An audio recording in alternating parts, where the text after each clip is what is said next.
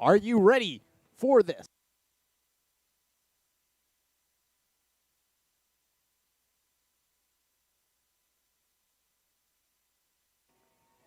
After a heartbreaking loss yesterday at Academy and Compton, the Conejo Oaks are back at home battling with the Barons, and they're looking for revenge today as the Oaks, they're looking to stay in playoff position. They're 1.5 games out. They're looking to get to the playoffs for next week, and the Oaks, they're looking to get revenge against the Barons, who walked off on a bases-loaded play where Greg Melhoff threw the ball over home plate, and the Barons, they ended up winning that game today. Kamayu neighbors, Jordan Williams, James Williams to lead it off for the Barons. They're going to be facing off against Donovan Waitman, the man on the mound for the Oaks.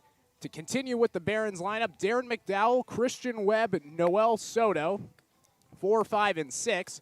Julian Boyd, Chase Call, and Kemet Brown will line out this Barons roster.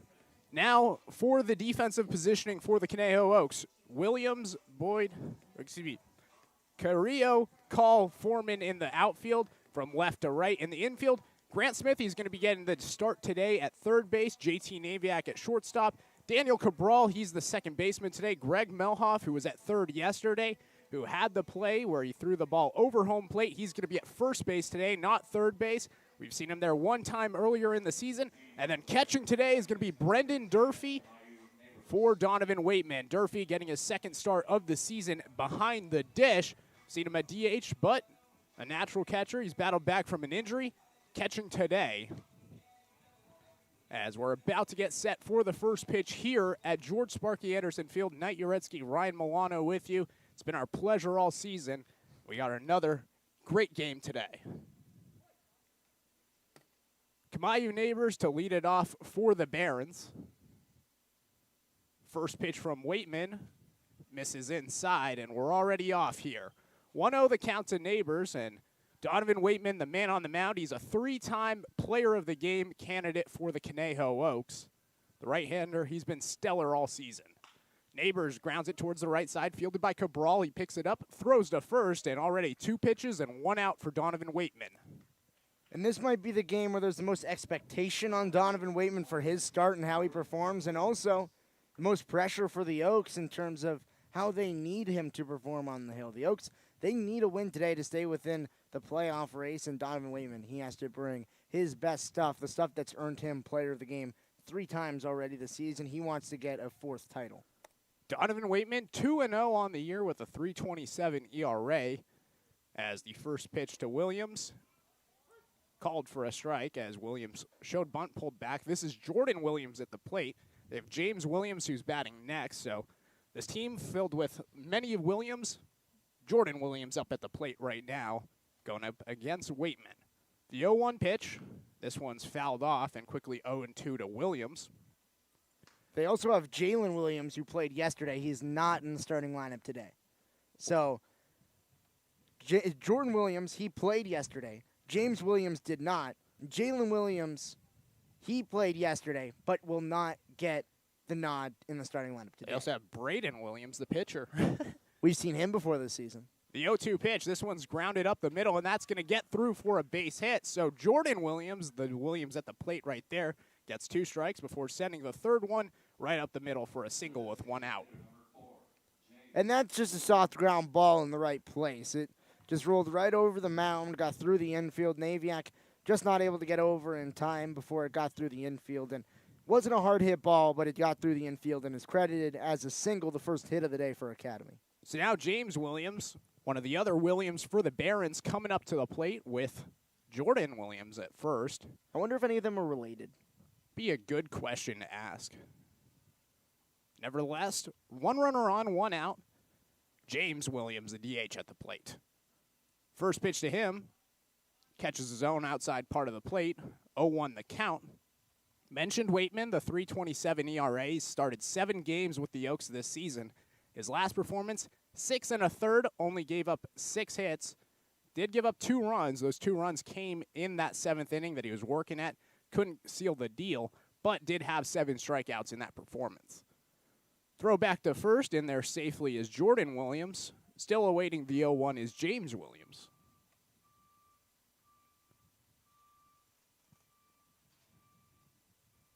That win was against the Riptide for Waitman. It was an impressive performance for him, his third player of the game. Pitch is high, the throw from Durfee to second in time. Did he get him? He did. Jordan Williams is caught stealing. A beautiful throw from Brendan Durfee, and now 2 are gone. Yeah, it wasn't the best throw from Brendan Durfee. He hopped it much sooner than he wanted to, but it got to the position that he needed it to get. It took a little bit more time than he wanted it to because he did skip it before he wanted to. He had it bounce just beyond the pitcher's mound. Naviak was able to field it, get the tag quickly. The throw was slowed down. Durfee, you could tell, wasn't exactly too happy with the throw, but incredibly happy with the end result, a caught stealing for him. That's probably his first of this. Actually, it is his first caught stealing of the season. 1-1 catches the zone, and now quickly 1-2 the count to James Williams. So Waitman, he allowed a single. Then Jordan Williams caught stealing, and quickly 2 outs, and a 1-2 count for James Williams. The 1-2 pitch. That one's fouled off by Williams, and we'll do it again. Waitman, the 7 strikeouts in his last performance, also had a performance against the Barons July 6th, which he started. Got player of the game in that game. Pitched 5 innings, gave up 5 hits, only 1 earned run, had 8 strikeouts in those 5 innings. So a high strikeout volume pitcher for Waitman. 31 strikeouts in 33 innings pitched this season. The 1-2, that one misses away, and now the 6th pitch of the at-bat coming up to James Williams. So Waitman, he's had 2 short counts against both Kamayu Neighbors and Jordan Williams. James Williams, the first time where he's really seen a batter see a count deep. Williams hasn't swung at many pitches in this at-bat, except for the one where he fouled off to stay alive. 6th pitch of the at-bat. This one's lined into center field. Carrillo, he's trucking back. He makes the catch, and the inning is over. A 1-2-3 inning for Donovan Waitman in an unconventional way. We head to the bottom of the first inning. The Oaks, they're coming up for the first time. You're listening here on the Conejo Oaks live stream on YouTube.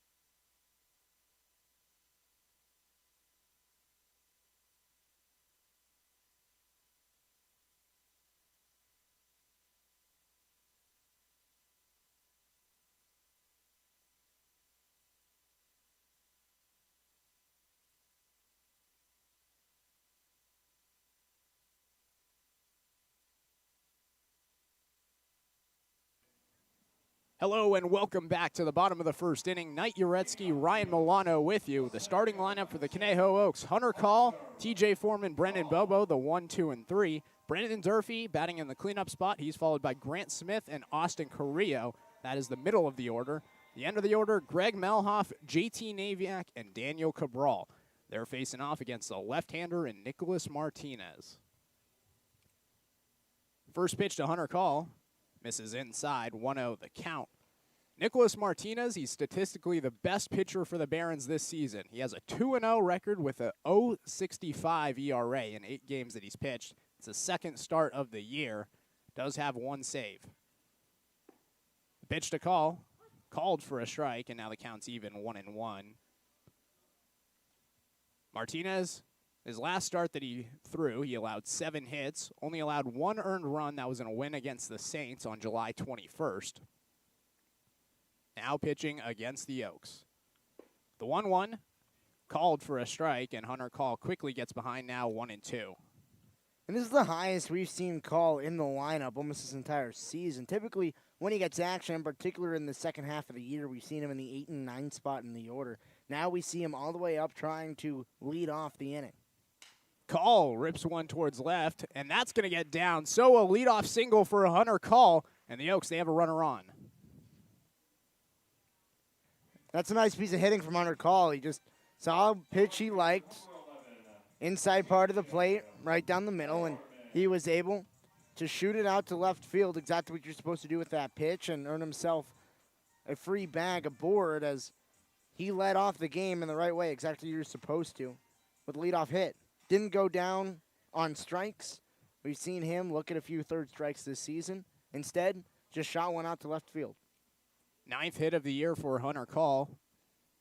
Only had a .222 batting average, but does walk a lot. Had a on-base percentage of .442. First pitch to TJ Foreman misses away, 1-0 the count. So TJ Foreman, he's batting in the 2 spot today. We've seen him up and down in the order. Yesterday, we saw him in the 9 spot. He had a triple yesterday in the 5th inning that scored a run, but he also grounded into a double play in the 7th inning. The 1-0, that one misses at the feet of Foreman. Call does not advance to second. The catcher Webb was there, and now quickly 2-0 the count to TJ Foreman. And an interesting decision to have Webb behind the dish defensively today for the Barons. We saw Robert Brew behind the dish yesterday, and he was very good. He threw out a few runners for the Oaks, and defensively, he was one of the better catchers that I've noticed in the CCL this season. Brew did have 2 strikeouts looking. Offensively, as Foreman hits a single towards right field, that's going to be back-to-back singles for the Oaks, and now 2 runners are on with nobody out. And again, a really good piece of hitting from TJ Foreman. The Oaks right now, early through their first 2 batters, not trying to do too much with pitches. Right there, it was an outside pitch on the part of the plate where Foreman, he was able to sit on it and drive it into right field. So now Brendan Bobo, who's getting the start at DH today. We've seen him at DH a couple of times this season. Normally the first baseman, but with Melhoff getting the start at first base today, Bobo, he's the DH. Batting in the 3 spot. Call at second, Foreman at first. The first pitch from Martinez, check swing, did he go? No, he did not, and 1-0 the count to Brendan Bobo. Bobo yesterday did not reach base. A double play in the 2nd, flew out twice, once in the 3rd and once in the 7th, and then also flew out again to right field in the 9th inning. Bobo foul tips a pitch, and now the count's even 1-1. Bobo this season has a .272 batting average, does have 29 strikeouts on the year in 31 games played, so a high-volume strikeout hitter, but he's a power threat. Has 5 home runs on the season. That's most in the CCL South.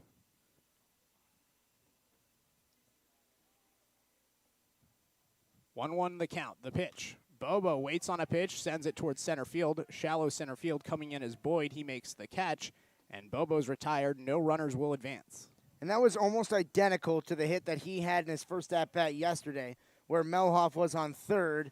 He hit a pitch into shallow center field. Boyd charged to go get it. This time, no runners tried to advance on the play. It was a different situation without a runner on third base, with the runner being on second base. But right there for Brendan Bobo, almost an identical start in back-to-back days against the Barons.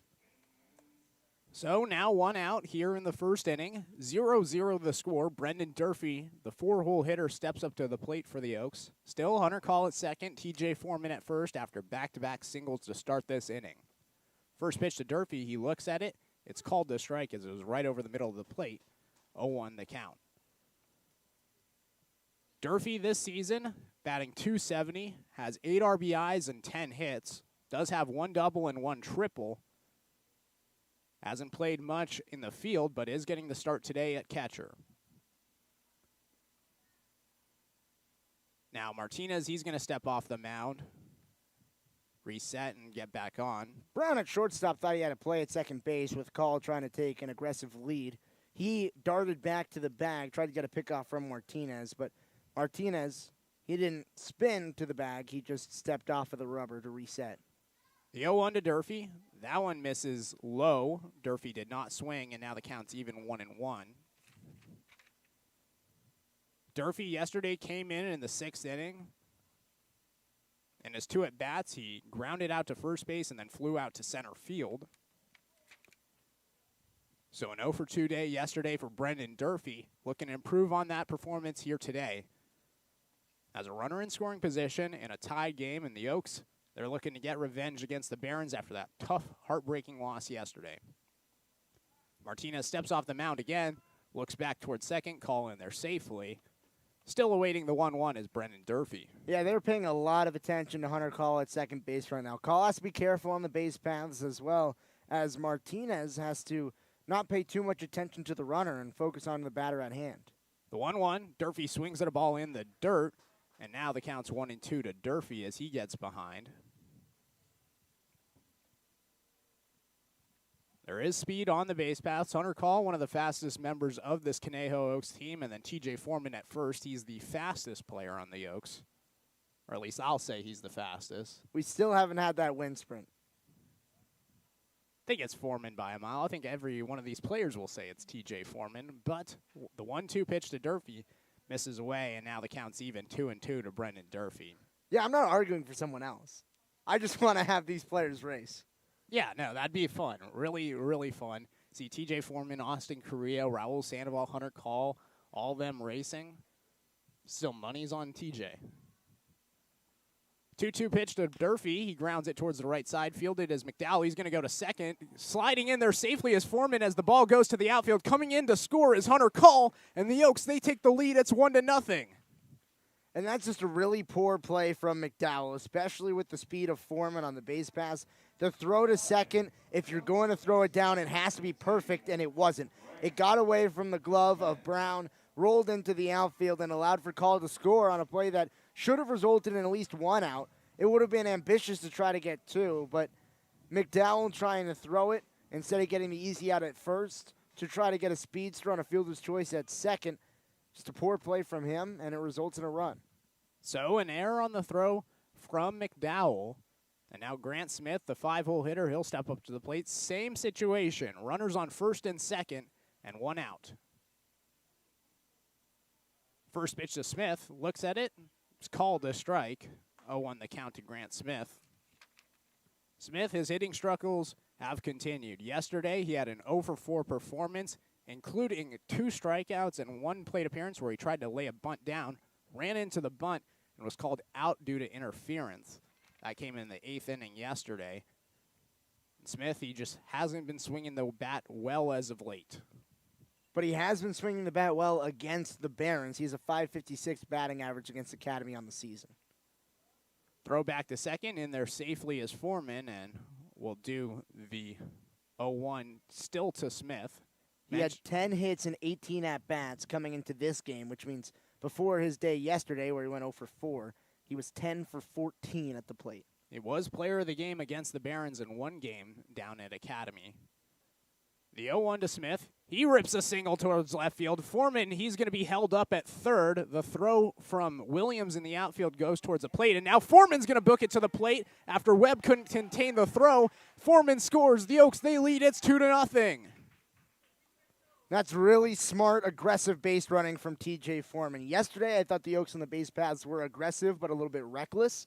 Today, the Oaks being aggressive and smart about it, where Foreman, he was told to stop at third, given the stop sign, saw the ball get away from the catcher, but he was ready for it. He stayed attentive on the base paths. Once the ball is in play, until it is back in the pitcher's hand, back on the mound, and time is called, then the game is still going. The chaos can ensue. Foreman was ready for anything, and it results in another run for the Oaks.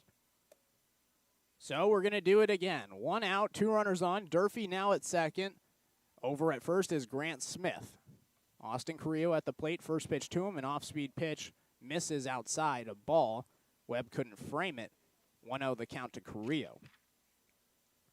Carrillo yesterday was the leadoff hitter, had 2 RBI groundouts, 1 on in the 3rd and 1 in the 5th. Did walk in the 8th. That was his only time reaching base. He also had a single in the 1st. So 2 times reaching base for Carrillo yesterday and 2 RBIs. Second pitch to him, misses inside. Now the count's 2-0 to Austin Carrillo. And Austin is doing a really good job at the top of the lineup for the Oaks over the time that he has been at the top of the lineup. Over the last few days, he has seen the top of the order a lot. Today he's been moved down to the 6th spot, but I think that's more the fact that there's a lefty pitcher on the mound rather than him not playing well at the plate. Third pitch to Carrillo is called for a strike, and now 2 on the count to Carrillo. Martinez, the man on the mound for the Barons, only given up 1 earned run all season, and now 2 runs have come in. I think both potentially being on errors. Not sure if they're earned or not, but... Well, it depends if you credit the error on the Grant Smith play. This one's grounded to the left side. Brown can't field it. It's a bad hop. Coming around to score is Durfee, and the Oaks, they extend the lead. It's 3-0. That one's going to count. That one might be an error. It was a weird hop. We'll see how they score it here, and they do score it as an error. So... right there, I was leaning towards error as well. It was right on the line. And right now, 3 quick runs in the inning for the Oaks. And Martinez, he's not used to giving up runs. He only has 1 earned run of the season. 2 runs total. We're not sure if any of these are earned, but, you know, he's given up some runs today. So out of the first 6 batters, 5 of them have reached first base. 3 runs have come in to score, and now a pitching meeting at the mound. Think the Oaks, they're a little upset from last night's performance and wanting to come out today and win? I think absolutely. I think that there's a lot of fire in the Oaks, not only because of last night's game, but because of the implications on the season. Because this season, the Oaks, they're a game and a half out of the final playoff spot. They're chasing both San Luis Obispo and Orange County, who are each a game and a half ahead of Conejo. So the Oaks, they need this win. If you drop to 2.5 games back with 4 to play, you're out of the race. If the Oaks win today, because right now they're 1.5 game back with 5 to play. First pitch to Melhoff, it's fouled away. Then they're right back into the race. You win today, you have either Orange County or San Luis Obispo lose. Then the Oaks, they're right back into playoff contention. Today, the Foresters are playing against Orange County, where the Blues are playing against Arroyo Seco. So the number 1 and number 2 teams in the CCL are the teams facing off against both the Foresters and the Saints. The 0-1's looked at by Melhoff, 0-2 the count. That would, if statistics shows and strength of record shows and the record that the teams have been brought into this game shows, and that would probably result in a loss for both teams. And that's exactly what the Oaks are hoping for. If they can pick up a win here and both teams lose, the Oaks a half game back are both slow, and Orange County is exactly what they want. Melhoff grounds one to the second baseman Neighbors, flips it to Brown, a double play, and that'll end the inning. So Martinez gets out of the inning, but not before the Conejo Oaks can score 3 runs on 3 hits and 2 errors. 1 runner left on base. We head to the second. 3-0 the score. You're listening here on the Conejo Oaks live stream on YouTube.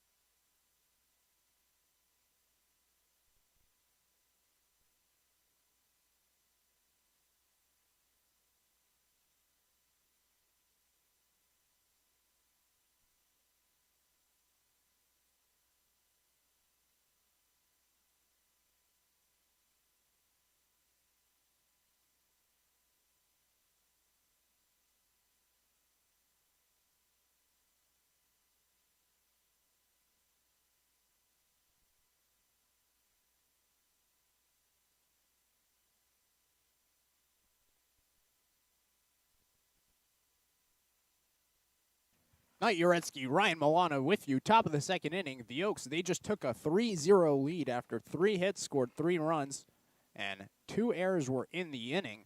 And now coming up to the plate, Darren McDowell, Christian Webb, and Noel Soto for the Barons.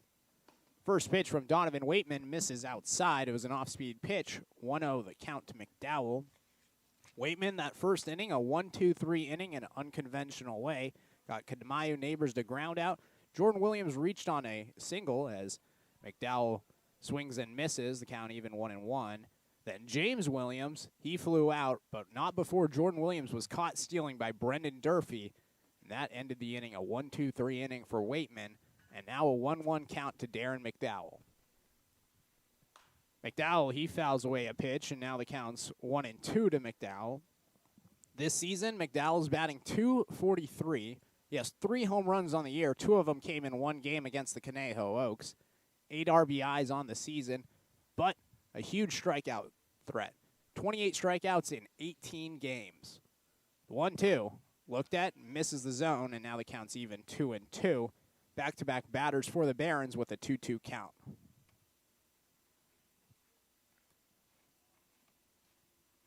Righty on righty matchup, the 2-2. Off speed, swung on and missed by McDowell. Waitman, his first strikeout of the day, and now one is gone here in the second.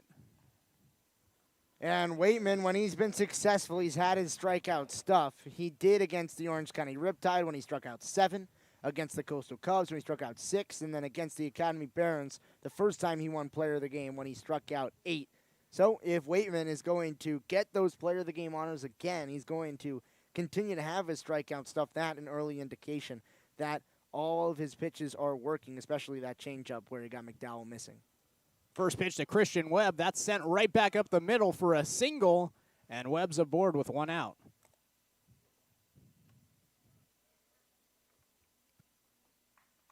So, first pitch swinging for Christian Webb.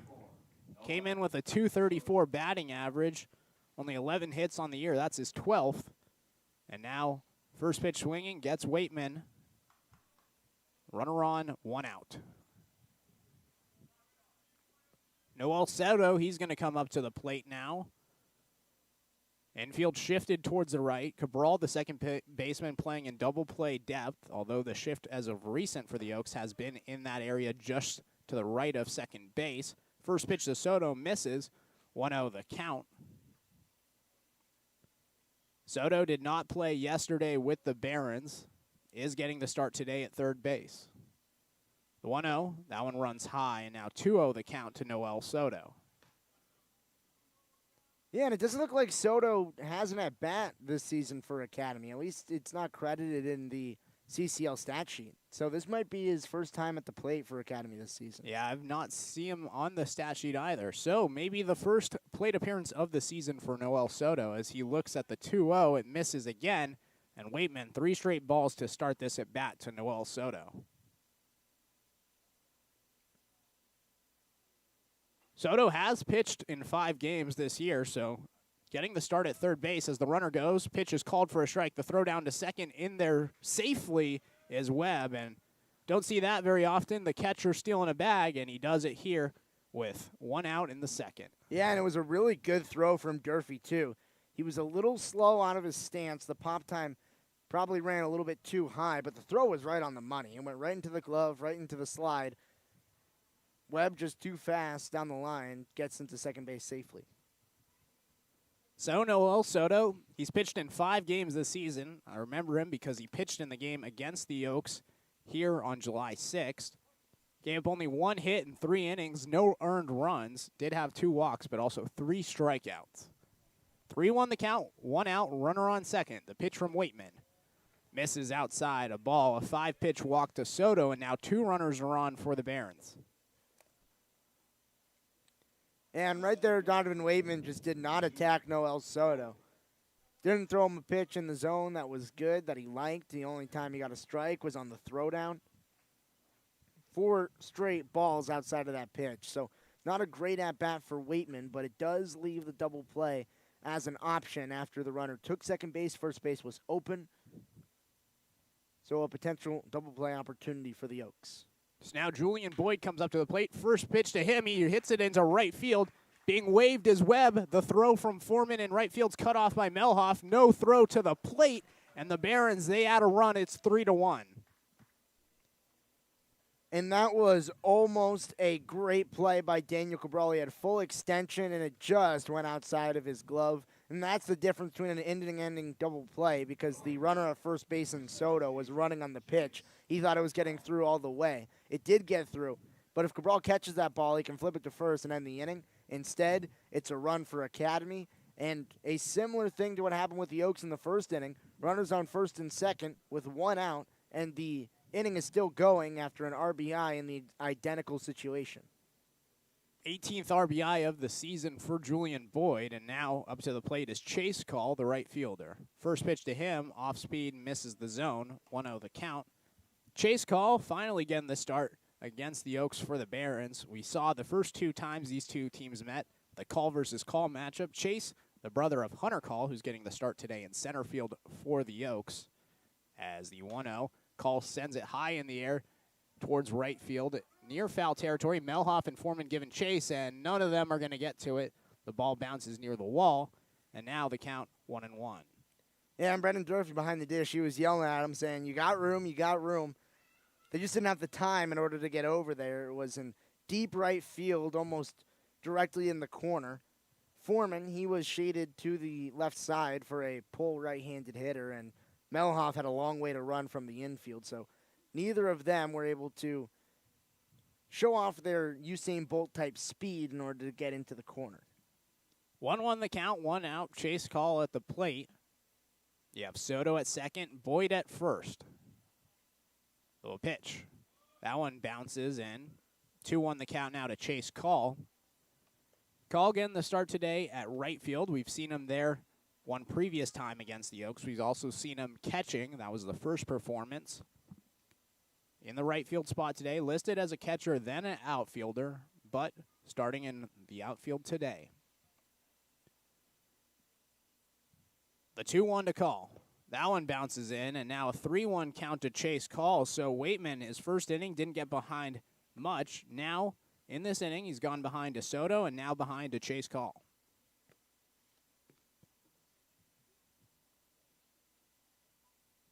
3-1 the count, 1 out, 2 runners on. The pitch from Waitman. This one's fouled off, and now we have a full count to Chase Call.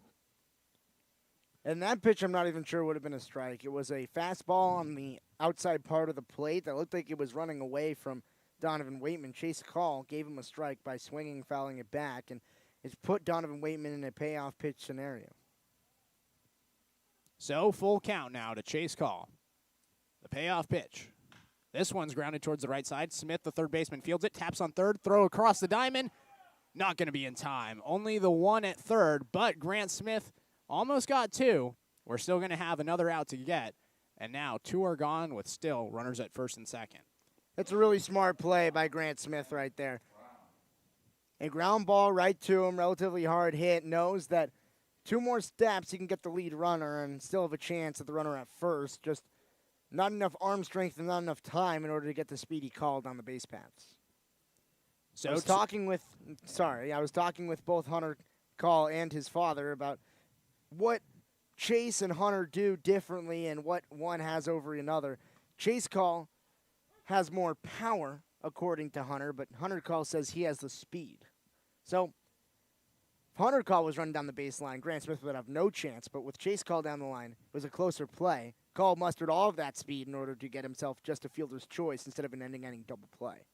First pitch to Kemet Brown's called for a strike, as now Brown's going to line one out to Daniel Cabral to end the inning, but not before the Barons could add a run and an RBI single by Julian Boyd. 3-1 the score now here at George Sparky Anderson Field. You're listening to the Conejo Oaks on the Conejo Oaks live stream on YouTube.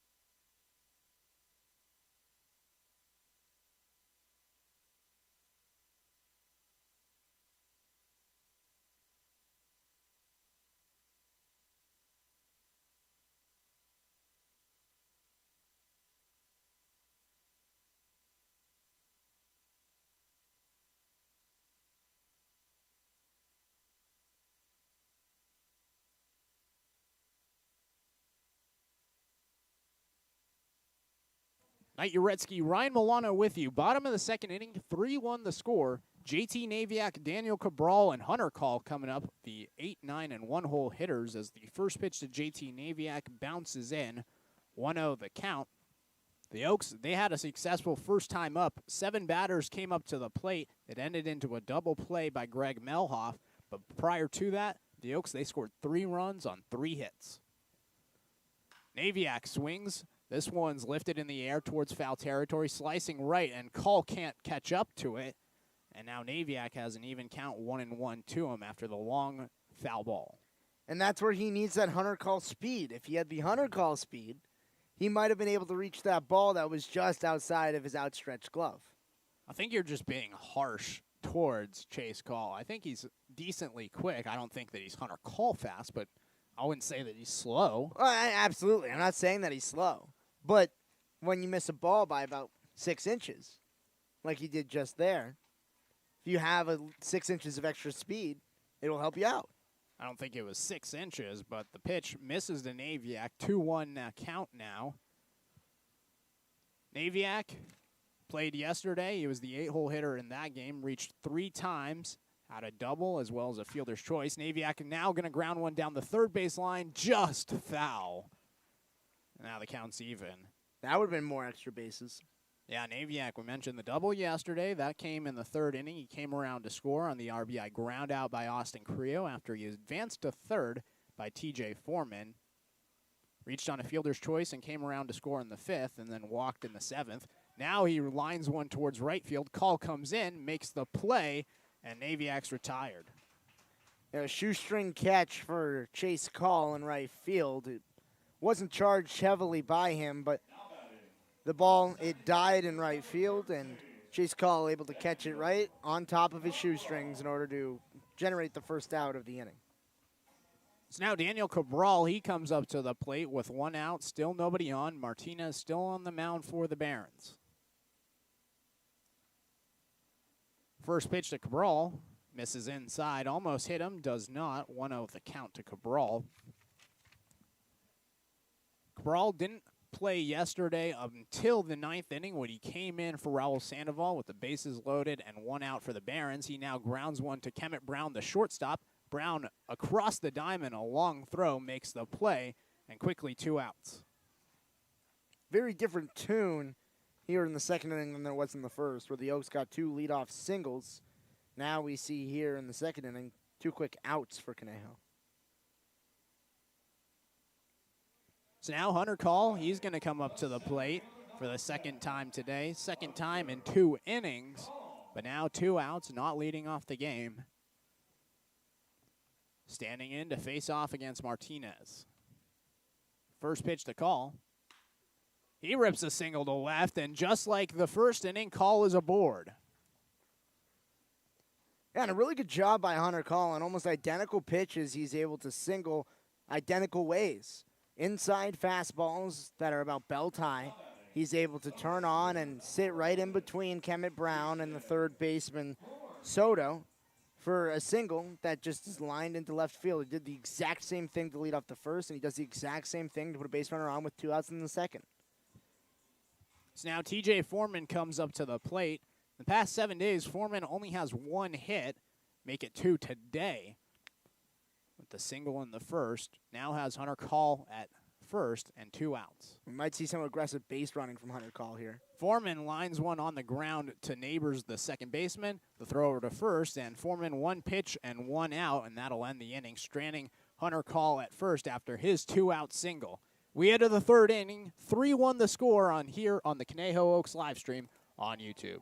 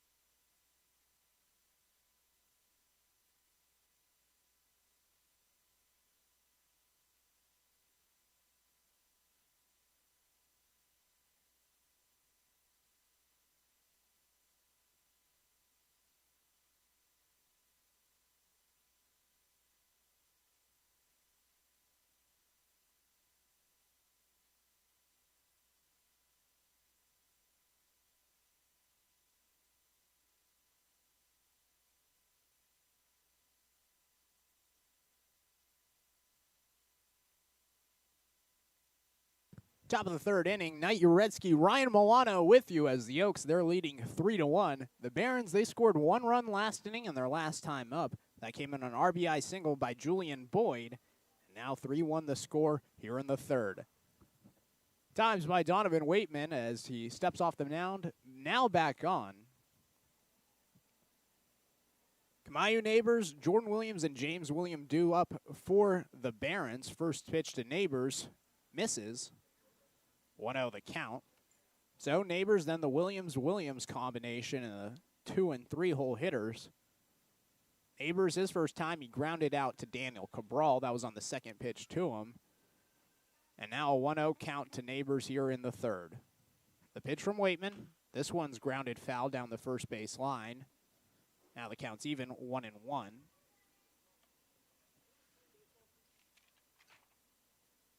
Neighbors did not play in the game yesterday, although is getting the start at second base. We've seen him play at second base for the Barons throughout the season. It was a little bit of a surprise he wasn't playing yesterday. He's one of the better players on this team. The 1-1. This one's lifted towards left field. Coming in as Carrillo makes the play as he charges in, and now Neighbors is retired for the second time today.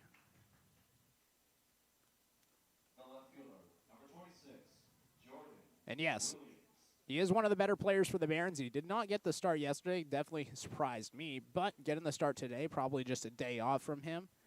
Seen Brendan Boba or Grant Smith have days off sometimes, and Neighbors, he had the day off yesterday. First pitch to Jordan Williams. He's going to bunt it down the third base line. Smith fields it, the throw, not going to be in time, and Jordan Williams, a bunt single, his second single of the day, and now a runner on for the Barons with 1 out. And the way Grant Smith fielded that bunt, it was the safe way to field it. But I think if you're going to get an out on a Speedy Williams, you're going to have to field it with your bare hand right there. He came around the ball, scooped it with his glove, and then flipped it over to his bare hand to throw over. It's just too much motion when there's a speedy runner going down the line, especially on a perfectly placed bunt like that. If you're going to have a chance at first base, it's going to have to be a bare hand flick. And so Smith, by fielding it with his glove, didn't even give himself a chance. So runner on first as Waitman throws it back in there safely is Jordan Williams. James Williams at the plate. Melhoff was there covering. No play was made as Williams is in there safely. Still awaiting the first pitch is James Williams. First pitch from Waitman misses outside. 1-0 the count. James Williams, his first time up was in the first. He ended the inning after flying out to Austin Carrillo. That was on the 6th pitch of his at bat, the 11th pitch of the inning. Now up for the second time has a 1-0 count. Waitman fires back towards first. In there safely is Williams. Melhoff there holding him on again. No play. 1-0 the count still to James Williams.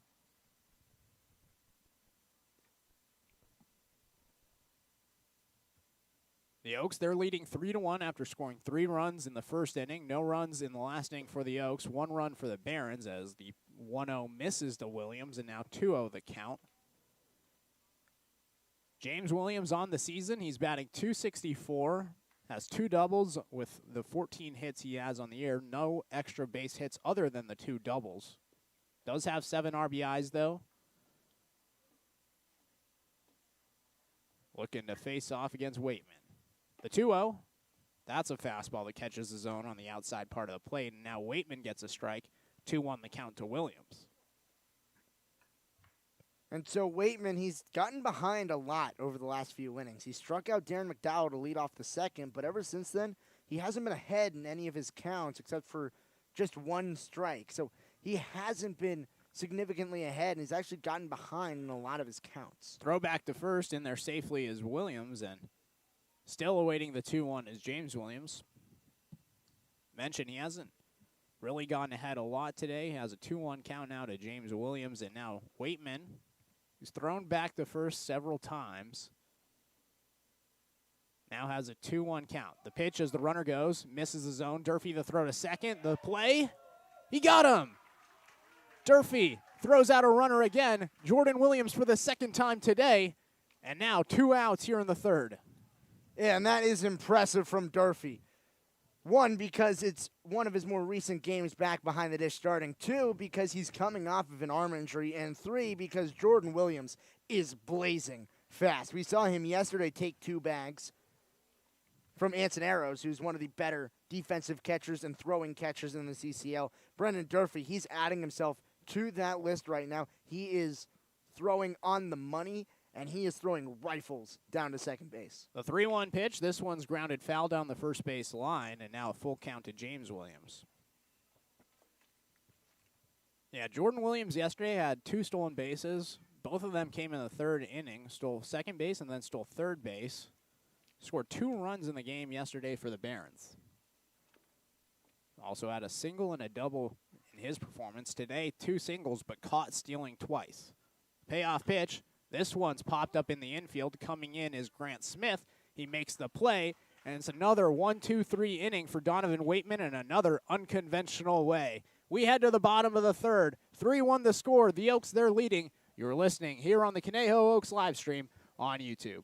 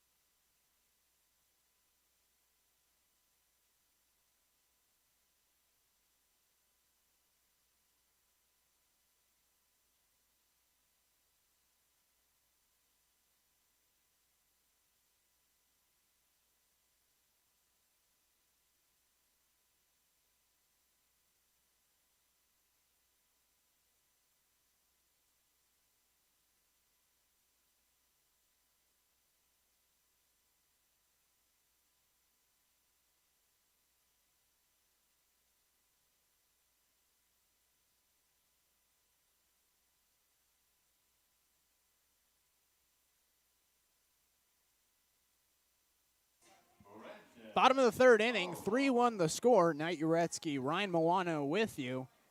Brendan Bobo, Brendan Durfee, Grant Smith due up for the Conejo Oaks. Still facing off against Nicholas Martinez, the lefty. Martinez, he had a 24-pitch inning in the first that she allowed 3 runs, and then he bounced back with a 9-pitch second. First pitch to Bobo, he flies that one high in the air towards foul territory. Making the play over at third is Soto, and Bobo's retired on the first pitch to him. And Soto almost just face planted into the Oaks dugout. One of the Oaks players was able to keep him upright, but he tripped on the entrance to the dugout and almost, after making the catch, had a epic face flop. But the Oaks, they were kind. They wanted to make sure that he stayed upright, stayed okay, even though he did record the first out of the inning. So now Durfee, he'll come up for the 2nd time today. First pitch to him here in the 3rd, misses off the plate. 1-0 the count. Durfee, he had a chopper to first base. McDowell, he tried to go to second. Threw the ball past the second baseman and shortstop, went into the outfield as Durfee now rips a ball towards left field, giving chase and making the play as he slides on the ground is Williams. Man. And that is a really tough play for Williams in left field. Right there, off the opposite way for Brendan Durfee to left field where the wind is keeping it down. Williams is positioned well. He's positioned in where he should be, in particular to left-handed batters. Durfee drove one to left field on a line. Williams was caught off guard, had to run straight back, and wow, that was a great play. So now Grant Smith comes up to the plate after the phenomenal play by Williams in left. First pitch to him, misses. 1-0 the count. Grant Smith, his first time up, he hit the RBI single. That scored a run. He was later advanced to second, but was left there stranded after Greg Melhoff grounded into a 4-6-3 double play to end the first. Second pitch to Grant Smith is called for a strike, the count even 1-1. That RBI single for Grant Smith was huge. He hasn't been swinging the bat very well as of late, but got the RBI single here today. It's a great way to start his performance. Smith now grounds a ball down the third baseline. It's going to go foul, and now the count's 1-2 to Grant Smith.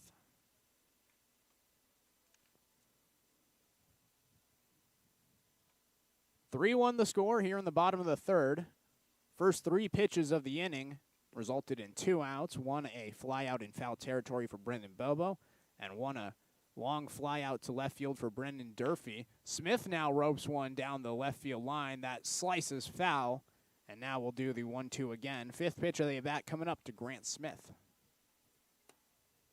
And so Smith now, after going down to 2 strikes, is now having to battle. He got a hit for the first time today in the first inning, where he's been on a little bit of a cold streak. That hit has to do wonders for his confidence, especially driving in a run on it as well. If he could get aboard here after going down to 2 strikes, it would be great for him as well. The 1-2 bounces in. Smith waiting in the box, just looks at it, and now the count's even 2-2. Grant Smith on the year has 28 strikeouts in 30 games. Had 2 strikeouts yesterday. Has a 2-2 count here today. Martinez, the lefty. He's dealing. The pitch to Smith. This one skied high in the air in the infield, right around the mound. Coming over is Soto. He makes the catch, and the inning is over. A 1-2-3 inning for Nicholas Martinez. We head to the fourth. 3-1 the score. You're listening on the Conejo Oaks live stream on YouTube.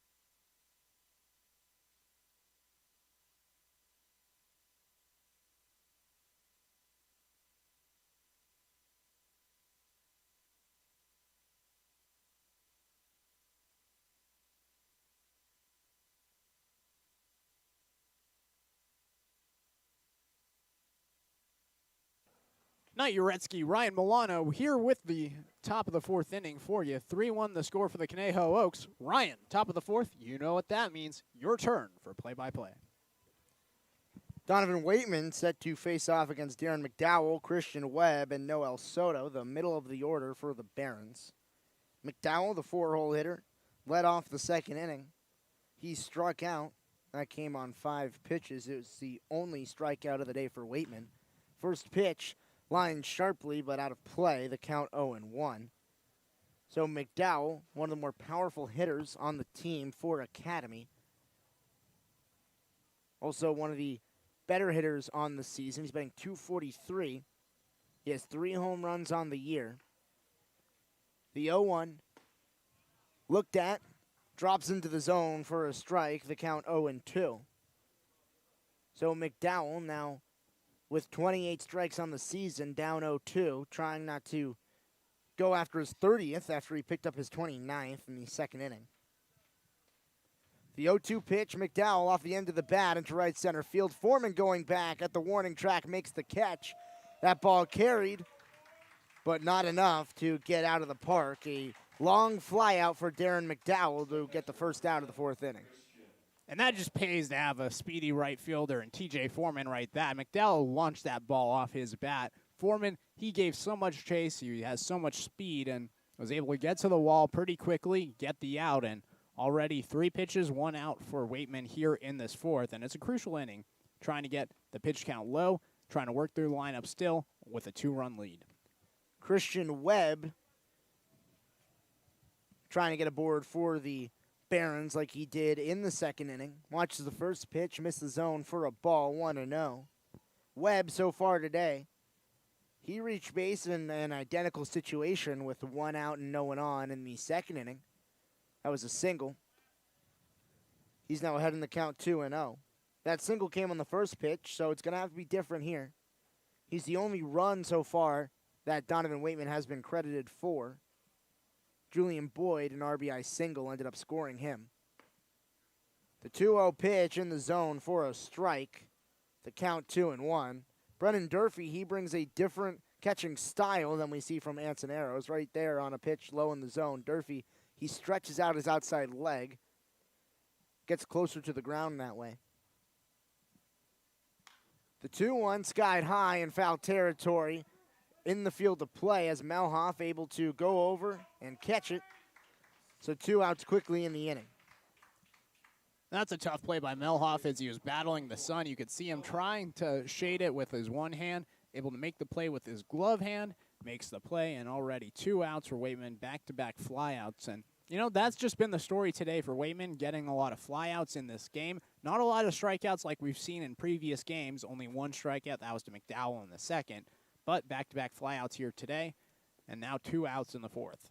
Noel Soto, first pitch to him, off speed in the zone for a strike, 0-1. Soto reached base on a 5-pitch walk in the 2nd inning. The only pitch that was a strike was when a runner was going and he was not swinging. Watches a pitch inside, the count is 1-1. The infield alignment for the Oaks. Melhoff at first, Cabral at second, Naviak at short, and Grant Smith at third base. The 1-1, off speed, misses the zone, high and tight. Count 2-1. Donovan Waitman, after the first inning, has not gotten ahead in many counts. Did a good job to start off this inning, getting ahead 0-2 to McDowell. Ground ball right back up the middle, outside of Cabral's arm. And a 2-out single for Noel Soto, the typical pitcher, has reached base twice today. Yeah, you can hear the cheers for the dugout right there for the Barons. Soto gets a single after walking in his first time, and right there, that's got to be a good feeling for him. He's pitched throughout the season. He came in as a pitcher and third baseman player, finally getting a start at third base, gets a single in his 2nd at bat, 2 for 2 on base percentage. So a good day for Noel Soto in the third base spot for him. A typical fielder, seeing his spot in the lineup once again, it's Julian Boyd. He had an RBI single, the only RBI of the day. Now runner on first pitch to him, checks his swing. He doesn't go, but a strike called on the pitch. 0-1. First time up, then we mentioned that RBI single. That was on the first pitch of the at-bat. Boyd this season batting .236. He has 17 RBI on the year coming into the day, make it 18. Big swing and a miss on a breaking ball in the dirt, the count 0-2. Boyd leads the team in runs batted in. He is 4 ahead of the next closest. That would be Alex Gonzalez, who got the start yesterday but is not in the lineup today. Chase call on deck. 2 outs in the inning, an 0-2 count to Julian Boyd. The pitch outside, right where Durfee wanted it, but was not called for a strike. Tried to induce a swing and a miss from Julian Boyd. The disciplined Boyd didn't offer. Boyd trying not to go down for the 32nd time this year. He leads the team in strikeouts. Swing and a foul tip. Got a little bit of wood on it. So the count's still 1-2. So 31 strikeouts to go along with 6 walks on the season for Boyd. Not the ratio that you want at the plate. his defensive prowess has earned him a lot of time in the lineup. Also the clutch hitting. I mean, you said leading the team in RBIs. You don't do that unless you have runners in scoring position and you're executing in the crucial moments. So I think having that clutch bat is also another reason why you see him in the lineup. The 1-2, swing and a miss. Donovan Waitman picks up his second K of the day as he gets out of the fourth inning. One runner stranded on first after the single from Noel Soto. We head to the bottom of the fourth inning when we come back on the Conejo Oaks live stream on YouTube.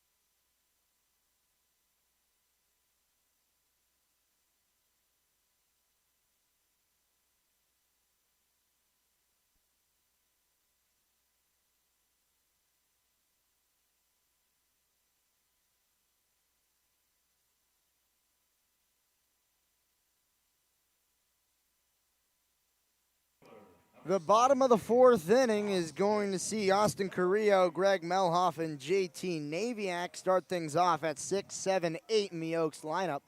They're facing off against the new pitcher, Garrett Riley on the hill. He comes in relief for Nick Martinez. Martinez's line, 3 innings pitched, 4 hits, and 3 runs came across on his watch. Carrillo squares to bunt on the first pitch, fouls it straight back. Count 0-1. Those 3 runs for Martinez, not all of them credited as earned, as 2 errors in the first inning resulted in a 3-run inning. And really, after that first inning, he was really impressive. Back-to-back 9-pitch innings, 1 in the second and 1 in the third for Martinez, and a 1-2-3 inning in the third. It was a very impressive performance after that first inning. The 0-1 from Riley into Carrillo runs high, the count 1-1. Carrillo, his first time up, reached base on an error, bouncing ball to the shortstop that hopped over the head of Kemet Brown. A run came around to score. That was Brendan Durfee on that hit, the 3rd run of the inning. The 1-1 misses high again, the count 2-1 now. Carrillo has been incredible as of late. Austin has been seeing himself at the top of the order and has thrived there now with the lefty pitcher as he skies one into right center field. Boyd moseys underneath it, makes the play, and the first out of the inning goes to Austin Carrillo. But that has bucked the trend for him as of late, as He's batting .291 on the season in CCL play, 300 total. That has risen from a significant margin, as in the past few games, past 5, he's had 7 hits. Greg Melhoff now comes to the plate. First time up, he ended the first inning. Double play. First pitch, runs outside, a ball. The count 1-0 from Riley to Melhoff. That double play in 4-6-3 fashion. Garrett Riley this season, a 5.25 ERA as he fouls one straight back. Count 1-1. That ERA is inflated. He had a 5 earned run performance against the Arroyo Seco Saints on July 7th. And then against the San Luis Obispo Blues in his last outing, he had 2 earned runs. Outside of that, 4 performances without giving up a single run. Gets ahead in the count here after a breaking ball catches the low and outside part of the zone, the count 1-2. Not a high volume strikeout pitcher, only 10 strikeouts in 12 innings pitched.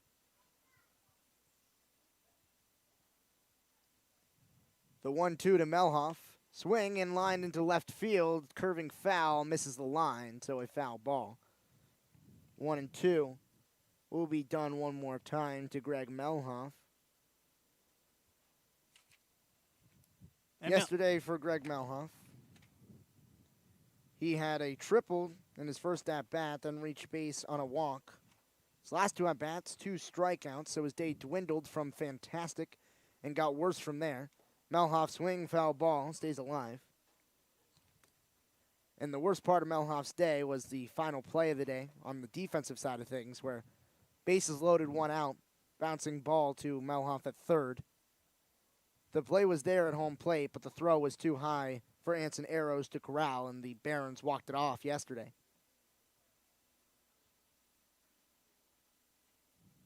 The 1-2. Melhoff skies in foul territory, out of play. So the count's still 1-2. Melhoff has now fouled off 3 straight pitches. Yeah, and Melhoff's battling here, and that's something that he really needs to do. After back-to-back strikeouts yesterday and then grounding into a double play, he really just needs to get a hit right now. The 1-2, swing and another foul ball. Melhoff stays alive. He doubles over in front of the plate, taking a breath, composing himself. He's prepared for a battle. That one, he's relieved, was not a strike. He got a little bit of wood on it. Refocuses, gets back in the box. Already, this is going to be the 8th pitch of this at-bat. Man, it's been a battle for Melhoff. Riley steps off the hill. Only 1 ball in this count. So Melhoff, he hasn't been able to look at many pitches. The 1-2 again, skied into right field. Tracking over his Chase Call, headed back as Kamayu Neighbors. Call makes the play on the line, and the second out of the inning after a 8-pitch battle between Garrett Riley and Greg Melhoff. Advantage, Riley. Yeah, and Melhoff, he just got behind. It was a 1-2 count. He kept staying alive, and right there, he just golfed the ball. He got way under it and just sent it high in the air towards right field. Call, he just moseyed over towards his left, towards the line, made the catch. Neighbors was in the area as the second baseman, but it was Call from the get-go, and already 2 outs on back-to-back flyouts for the Oaks. Brings up JT Naviak. First pitch, runs up and away. Count 1-0 to JT, who is first time up. Flew out to right field on 5 pitches. Naviak this season has been effective, especially as of late. A .260 batting average on the season. The 1-0 misses low. The count 2-0. So the Hawaiian man has been very good as of late. Since the Orange County Riptide game on July 18th, Naviak has gotten hits in all of the games except for 2. As this one is lined into left field, gets down, and he now has a hit today, a 1-for-2 day, and a 2-out base runner for the Oaks. Yeah, Naviak, that was a great hit ball. He lined it to left. Williams couldn't come in and make the play, but Naviak, He lined out his first time to right field there, lines a single to left, and, he stays hot. Naviak, he's been swinging the bat really, really well, and, to get a runner on with 2 outs, which the Oaks all season, they've been able to score runs with 2 outs. That's crucial for them. Naviak, in that stretch, had a 9-hit streak in 4 games. He's running to second base, the throw down in time to get him, and the inning is over. So only 1 pitch to Daniel Cabral as Garrett Riley gets out of his inning with an out to Austin Carrillo and out to Greg Melhoff, and then a caught stealing after JT Naviak reached first base. That'll do it for the 4th inning. We'll head to the 5th on the Oaks live stream. 3-1 the score.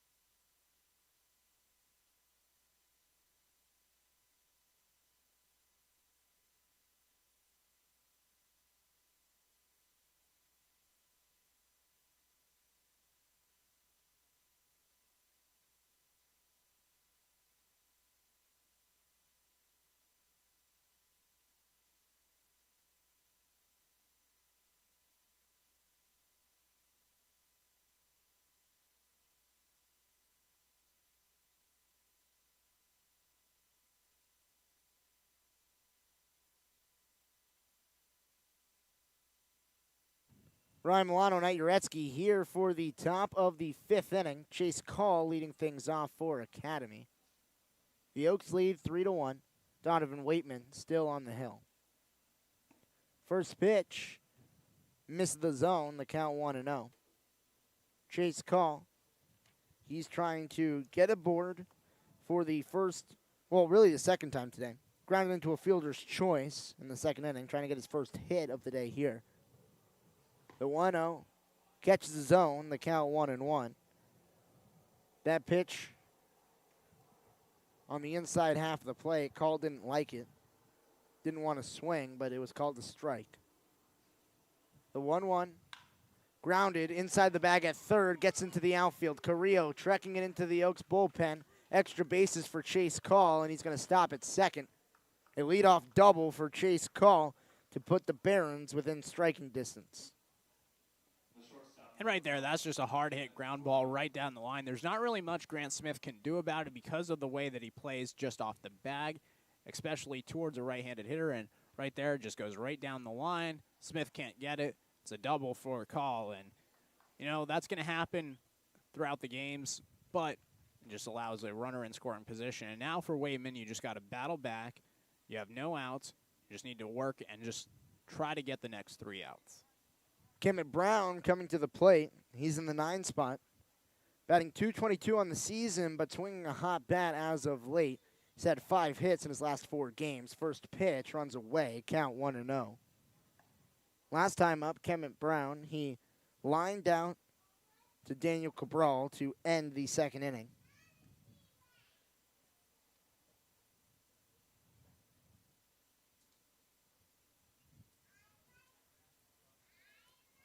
The 1-0 gets the zone outside third, right into Durfee's glove, exactly where he wanted it.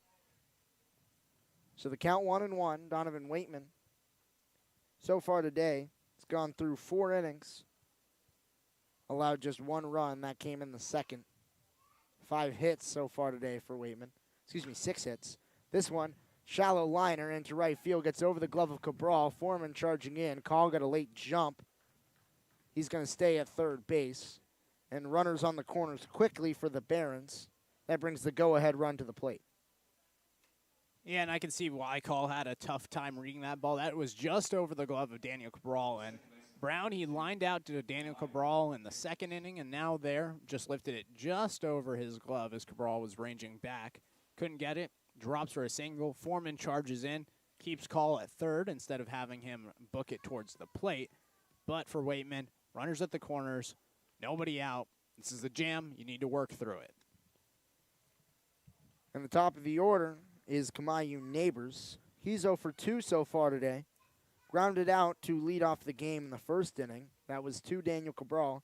And then flew out to Austin Carrillo in the third. Runners going. Durfee fakes his throw down. And so a stolen bag to put the tying run in scoring position. Chase Call at third. Kemet Brown at second.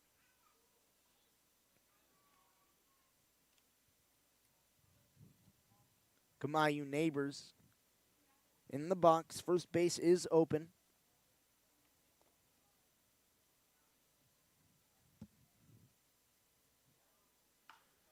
This one skied high on the infield. Grant Smith calls it off. Makes a basket catch on the pitcher's mound for the first out of the inning to retire Kamayu Neighbors. Neighbors, it's an unusual stretch for him, at least to start off this day without getting a hit, because he has hits in every game that he's played in July. He has been very good as of late. So far today, he starts out 0 for 3. Yeah, that's a huge out. You mentioned the hits in every game in July, batting .321 on the year, and that's a huge out. Prevents no runners from advancing. You still keep 2 runners in scoring position, and now you have 1 out. First pitch fouled off over the Oaks dugout. 0-1 the count to Jordan Williams. Williams, he is 2 for 2 on the day. He's reached first base twice. He has not reached second, but he's tried both times. Caught stealing in the first and caught stealing in the third. The 0-1. Line to Naviak on one hop. Fakes his throw to first. He didn't have a good grip on it, so an RBI infield single. Everyone advances a bag. Call came in to score to make it a 2-3 game. Kemet Brown advanced to third, and Jordan Williams, he gets aboard with his third hit of the day. And right there, Naviak, he fields it. It's a tough line ball that's soft, and Naviak, he fields it. Couldn't get a good grip to throw it across the diamond to first. And right there, I think the play for Naviak should have been to third. You saw Kemet Brown going from second to third. He had a close play there at third. They would have had to throw it and then tag out Brown. But I think the better play would have been at third instead of first, and Naviak, he just didn't pull the trigger. James Williams, he's flown out twice today. Both of them coming on 6 pitches. Once to Austin Carrillo in left, and then once to Daniel Cabral at second base. Big swing and a miss on the first pitch. The count 0-1. Do you think now we'll see Jordan Williams try to steal second base for the third time today? Well, I think he will. The situation permits it. Runners on the corners bring a run into scoring position. I don't think there will be a throw to second this time, though. Yeah, I'm not sure if there's going to be a throwdown. Durfee faked the throw last time. Pickoff over to first base, back in safely, is Jordan Williams. Yeah, Waitman thinking the same thing as us up here. And I don't think that a throwdown would be a bad thing. I think that Durfee's already caught Williams stealing twice. Throw it down, try to get the out, and then if Kemet Brown tries to dash for home, try to get a double play. We saw it yesterday on the other side where the Oaks tried to go first and third with a double steal. Melhoff tags on the pickoff attempt, but back in safely is Williams. And that time, Raul Sandoval stole second base, but Anson Arrows was caught out trying to execute the double steal from third to home. So the Oaks, why not give the Barons a little bit of a taste of their own medicine? And I understand that play happened. I just think that Kemet Brown's a lot faster than Anson Arrows. The 0-1 in the zone, count 0-2. Right on the black was the pitch. It got the favorable strike call on the outside part of the plate. Williams, he's had 2 strikes on him twice today. Has not struck out either time. On the season, he has 14 Ks. Time called from Brendan Durfee. Resets his pitcher.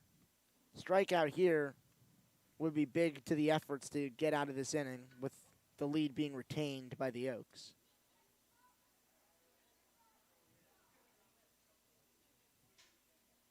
The 0-2 off the plate, a ball. And we've seen that today from Waitman. With 0-2 counts, he's tried to go the fastball away. Durfee's been in that spot a couple of times. Waitman's hit that part of the plate. But the Barons, they're just not swinging at it. They're not chasing. Instead, now it's a 1-2 count. Waitman, he still has a couple of pitches to work with. Could try to get another chase pitch here with Williams. Pickoff over to first, close play, but not in time. So back in safely on another pickoff is Jordan Williams. And he took the words right out of my mouth on that play. We've seen Durfee call that outside fastball in 0-2 counts a lot today. Maybe the Barons have dialed it up. Maybe it's just been good batter's eye. But either way, we've caught it in the booth. I'm sure that the Barons have caught it in their dugout. The 1-2, swing, foul ball out of play. So the count's still 1-2. James Williams not making it easy on Waitman. Trying to continue to stay alive in the count. Fouled off one pitch in this at-bat. About to see the fifth pitch of the at-bat. He saw 6 pitches in his previous 2 at-bats.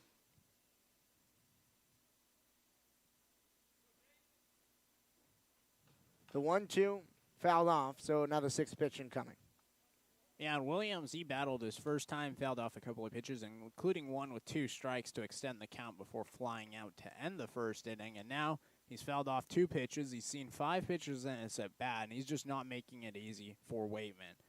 Prior to this at-bat, Waitman had only thrown 10 pitches in the inning. This one already taking 6 pitches. 1 ball, 2 strikes. The pitch misses high. So it will not be another 6-pitch at-bat for James Williams. He's going to have to battle even more. Waitman came into the inning with 57 pitches to his name. He's had a 3-pitch at-bat to Chase Call, which resulted in a double. 3-pitch single to Kemet Brown. Got Kamayu Neighbors to fly out on the first pitch. A 2-pitch single to Jordan Williams, and now a 7-pitch at-bat here. The 2-2 skied into shallow center field. Call ranging over. Makes the play. It's going to be a throw home.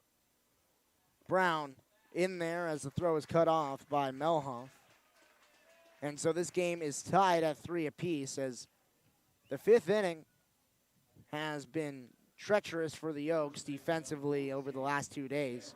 3 runs came through in the 5th inning yesterday. 2 runs have already come through in the 5th inning today, and Darren McDowell is trying to keep the inning going. And what a similar game yesterday. It was 3-3 yesterday for the Oaks. They led 3-0, and then 1 run for the Barons, and then 2 runs really made it 3-3. And now again, 5th inning, they've tied it up 3-3 after the Oaks led 3-0. It's a very similar game to yesterday. First pitch to Darren McDowell. Fouls it straight back. The runner, Jordan Williams, was going. So if he goes again, Brendan Durfee will have an opportunity to get 3 caught stealings on the same runner all 3 times. And you have to praise at least the confidence of Jordan Williams on first base to continue to steal after you've already been caught stealing twice. Why not? Trust yourself. You stole 2 bags yesterday against Anson Arrows, who's probably going to start some games at Oregon next year, and now going up against Durfee, who starts some games here at Cal-Lu. The pitch fouled off, count 0-2. Darren McDowell, so far today, struck out in the 2nd, flied out in the 4th. He was one of the best hitters in the CCL to start off the year. On July 9th, he had a 1.1 OPS. That has plummeted as of late. Now, just a 700 on-base plus slugging this season. He's only had 1 hit since July 18th.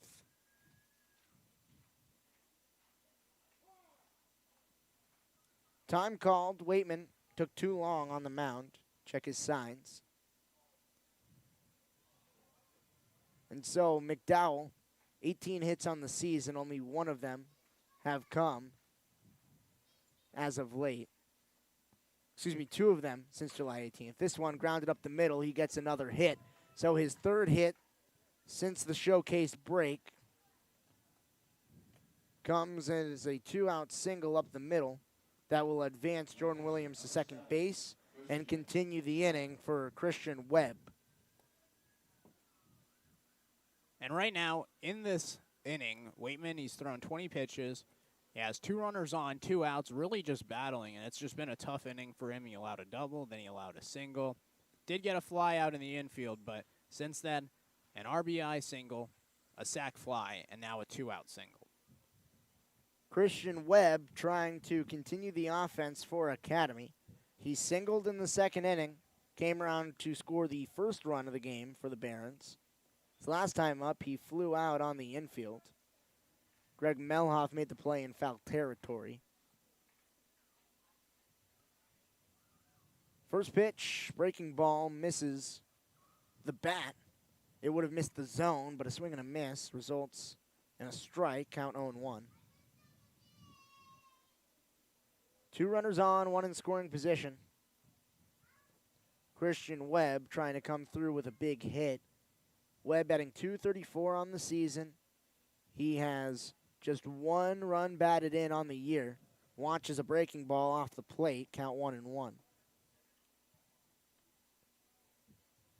Webb, he's struck out just 8 times this season. That is the lowest number of any Baron that has seen over 10 at-bats. This one skied high in foul territory. Foreman racing towards the bullpen and cannot make the play.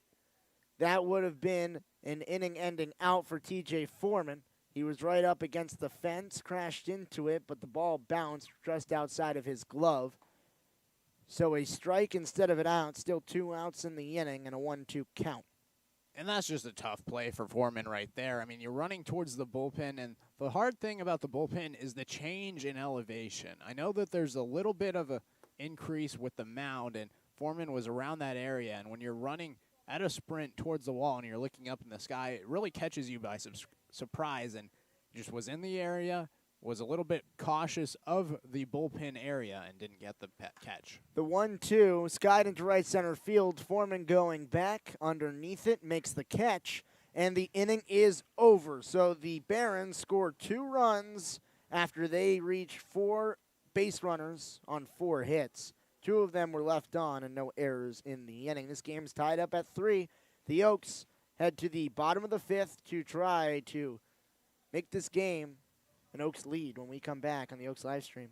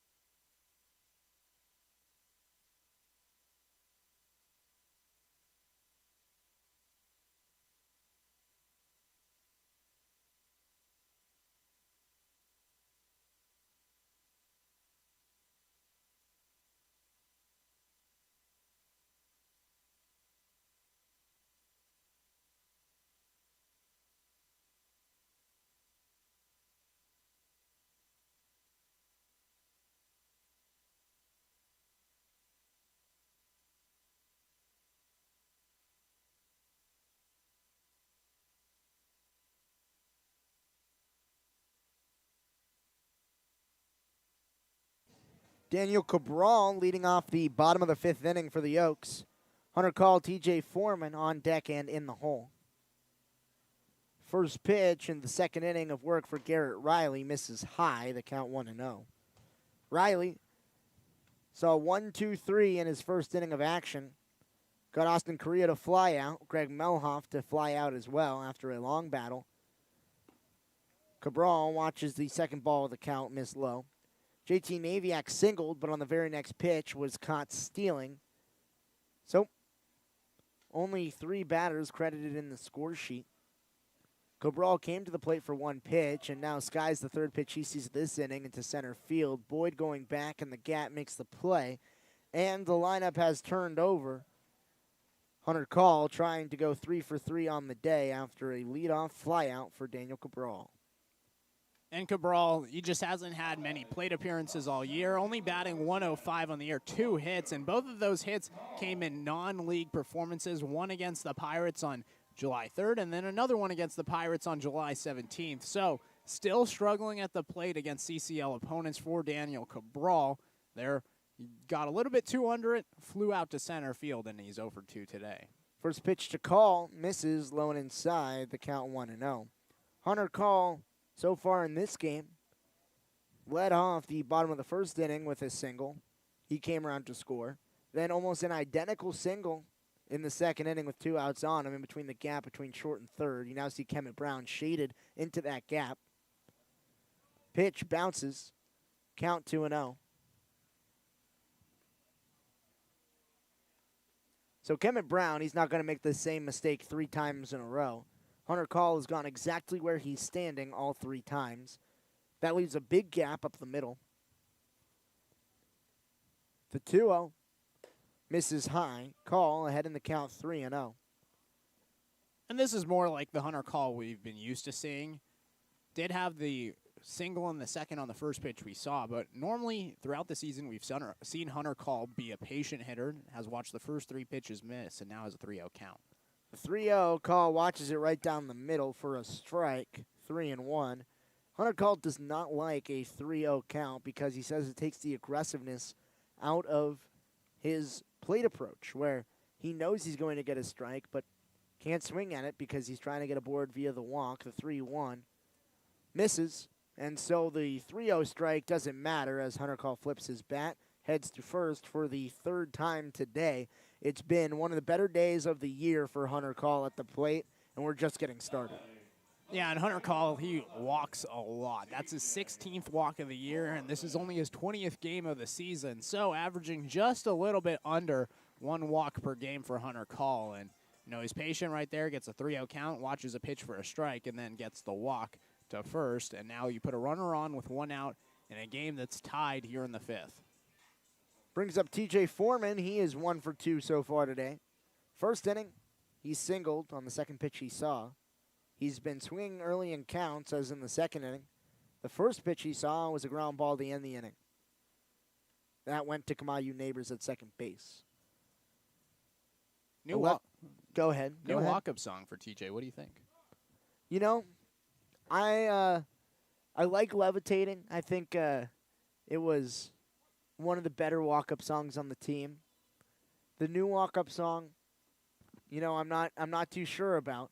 Pick off back to first base, Hunter Call back in safely.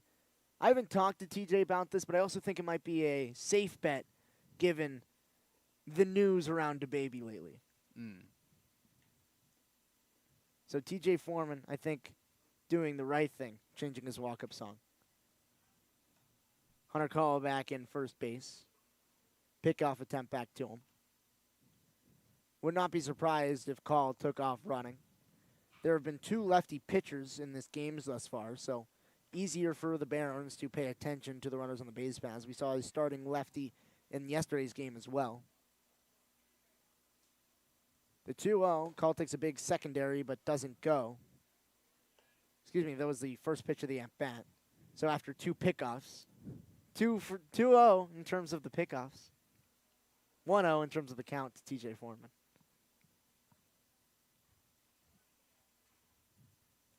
What, you don't like that? Like what? The 1-0, swung on and missed. The count 1-1. Never mind, we'll drop it. All right. I was just smiling. I thought I had missed 2 pitches. I didn't have any pitches written down. You know, I'm just keeping you on your toes. You put 3-0, and I was like, whoa, I missed 2 pitches. I put some fear in your heart. Hunter call back to first base as no throw went over, but Riley stepped off the hill.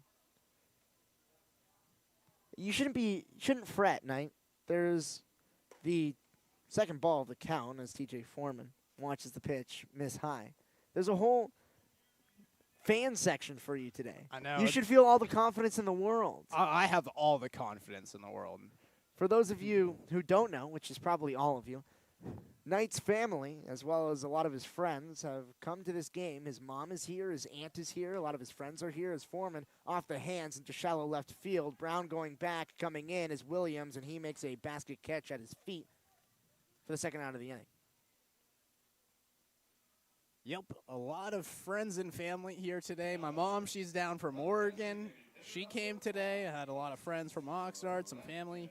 And, you know, it's cool to have so many people that you know in your life come out and enjoy some Conejo Oak baseball. I know my mom, she's been watching all season. My dad, he's back home in Oregon, and he's been watching all season.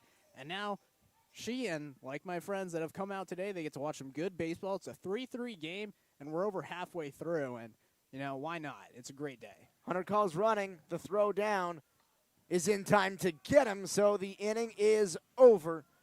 Two back-to-back innings end for the Oaks on caught stealings. The top of the 6th coming up. This game not at 3 on the Oaks live stream.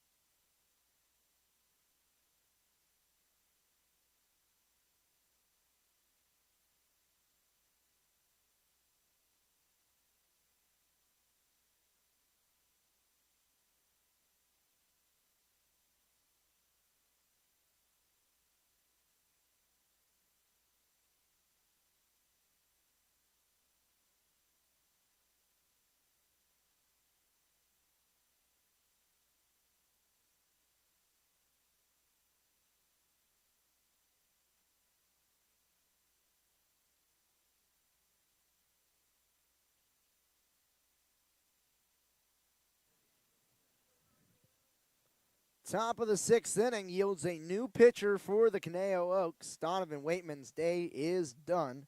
He went 5 innings of work, gave up 9 hits and a walk, struck out 2 batters, and 3 runs came across on his watch. Tobias Plotkin coming in relief. He's facing off against Noel Soto, Julian Boyd, and Chase Call. 6, 7, 8 due up for the Academy Barons. First pitch from the lefty Plotkin. Catches the top of the zone for a strike. The count 0-1. So far today, Noel Soto has reached base twice in his first 2 at-bats of the season. Walked on 5 pitches his first time up and then singled. This one a bouncing ball to Naviak. Fielded on a hop, throw to first in time. So the first time Noel Soto is retired of the day is the first out for Tobias Plotkin. That is going to bring up Julian Boyd. Boyd so far today, he has an RBI single, but his last time up he struck out. That is one of the 2 strikeouts that Waitman had on the day.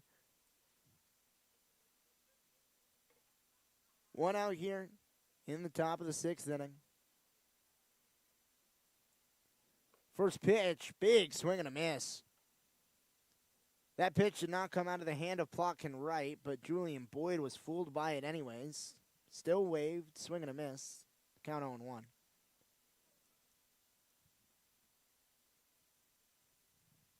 The 0-1, outside part of the plate for a strike. The count 0-2 from Tobias Plotkin to Julian Boyd. Plotkin this season, he has a .521 earned run average in 19 innings pitched. He struck out 24 batters, only walked 5. The 0-2 rolled over to Cabral at second base, fielded easily, throw to first. A clean 4-3 and 5 pitches in the inning, 2 outs for Tobias Plotkin. And that's just really efficient pitching right there for Plotkin. Gets 2 strikes to Boyd, had 1 strike to Soto, and then here gets 2 outs. He's just been peppering the zone, getting soft contact, back-to-back groundouts, and here, 2 outs on the 5 pitches, like you said. That's efficient. Chase Call, he's reached base twice, a fielder's choice in the 2nd inning, and then a double in his last time up. First pitch to him here in the 6th, the big swing and a miss for strike 1, the count 0-1. Plotkin trying to pick up his 25th strikeout of the year. He has been effective in sitting batters down via the strikeout. Call watches the 2nd strike of the at-bat. The count is 0-2. Plotkin, high-volume strikeout, low-volume walk pitcher, but he does give up a few hits. His whip is good at 1.16. Swing and a miss ends the inning. And so the first strikeout of the day for Tobias Plotkin ends the inning in 1-2-3 fashion. We head to the bottom of the 6th on the Oaks live stream. This game still not at 3.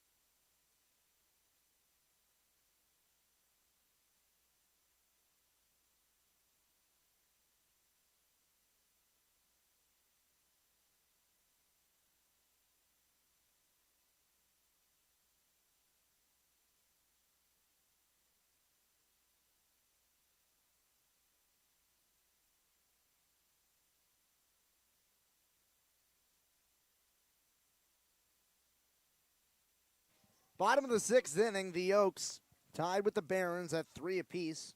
Garrett Riley, his day is done after 2 innings. He allowed 2 base runners, but both of them were caught out stealing. First pitch to Brendan Bobo goes straight to the backstop.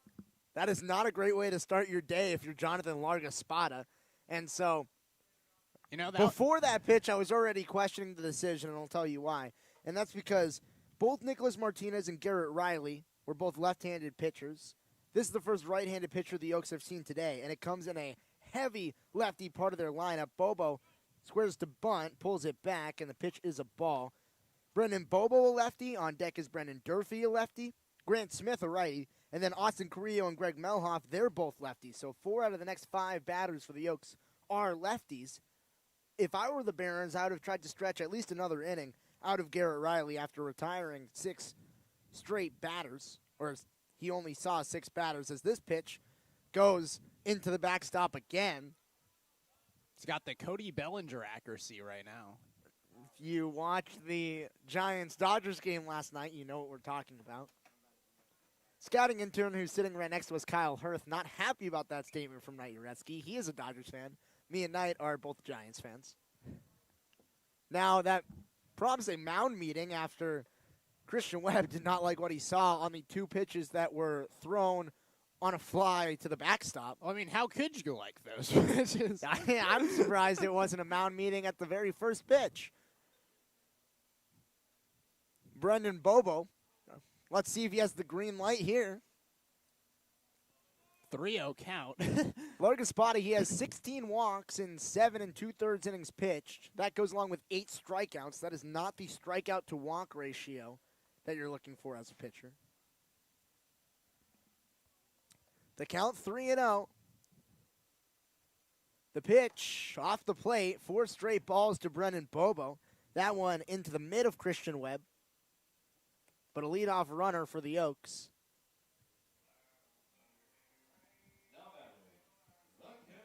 So, Knight, talk about what you identified from that first at-bat from Jonathan Larga-Spada. Well, he missed 2 balls about 5 feet off the plate, and, that's not going to be swung at. Then the other 2 pitches, they both ran off the plate to the lefty hitter in Bobo. So now another lefty in Durfee here, and we'll see. Maybe a pitch finds the plate, but the first 4 pitches, they well missed the plate outside. Durfee squares to bunt, pulls it back. 5 straight balls to start the outing for Larga-Spada. And the Oaks, they saw Larga-Spada before. That was June 30th. In that game that was back and forth with the Oaks, ended up winning that game 11-6, despite the Barons leading late in that game. And he had 2 strikeouts in that performance. So, I don't know. Today it just hasn't been his day through the first 5 pitches. Durfee squares to bunt again. This one misses on the other side of the plate. Durfee has to play some dodgeball to get out of the way. Count 2-0. Brandon Durfee, he's reached base once today. It was a fielder's choice where no one was actually out as he grounded the ball to Darren McDowell at first base. McDowell tried to go to second and airmailed the throw into left field. The 2-0 squares to bunt, pulls it back, and Larga-Spada throws the first strike of the outing. Larga-Spada had a game against the Riptide, which he walked 9 batters. It's not great stuff. No, it's not. He faced 17 batters in that game in 2 2/3 innings pitched. 9 walks. He catches his own here. The count is now 2-2. The Oak side doesn't like it. Pitch looked a little bit low, a little bit off the plate, but the umpire has a much better view than we do. It's definitely close. It was the tightest call so far yet today. The 2-2 now to Durfee, who has to battle. The pitch fouled back. He stays alive. So the count's still at 2-2. You mentioned that 9-walk performance against the Riptide. He didn't give up a run in that span. He pitched 2 2/3 innings, 9 walks. It says that there's no earned runs and no runs credited to him on the stat sheet, and that has to be wrong, right? I don't think that's possible. Is it? He allowed 1 hit and 9 walks in his outing. It could be. You could walk the bases loaded 3 different times and not give up a run. But he also allowed a hit. Durfee, the 2-2, rolled over and gets through the infield. Outside of the outstretched arms of neighbors, Bobo into second base, and the first 2 base runners in the 6th are on for the Oaks. And Durfee just gets on top of that ball to chopper to right field, and we've seen that from him as of late. He reached on a fielder's choice on a chopper to first base in the first. There, he gets a ball that goes to the outfield, similar to a play that he had a couple of games ago. And, you know, Durfee, just keep it up. He's been battling, saw a 6-pitch at bat, and then got a single, advances the runner, and that's all that matters. And I'm sure that Matt Odom in the chat is happy about that. Brendan Durfee's #1 fan. Grant Smith, he's 1 for 2 so far today. He has an RBI single that came in the first inning. Then he flew out on the infield in the 3rd. Squares to bunt, pulls it back. No, he didn't pull it back, says the first base umpire on the appeal. Yeah. So, it's called for a strike, the count 0-1.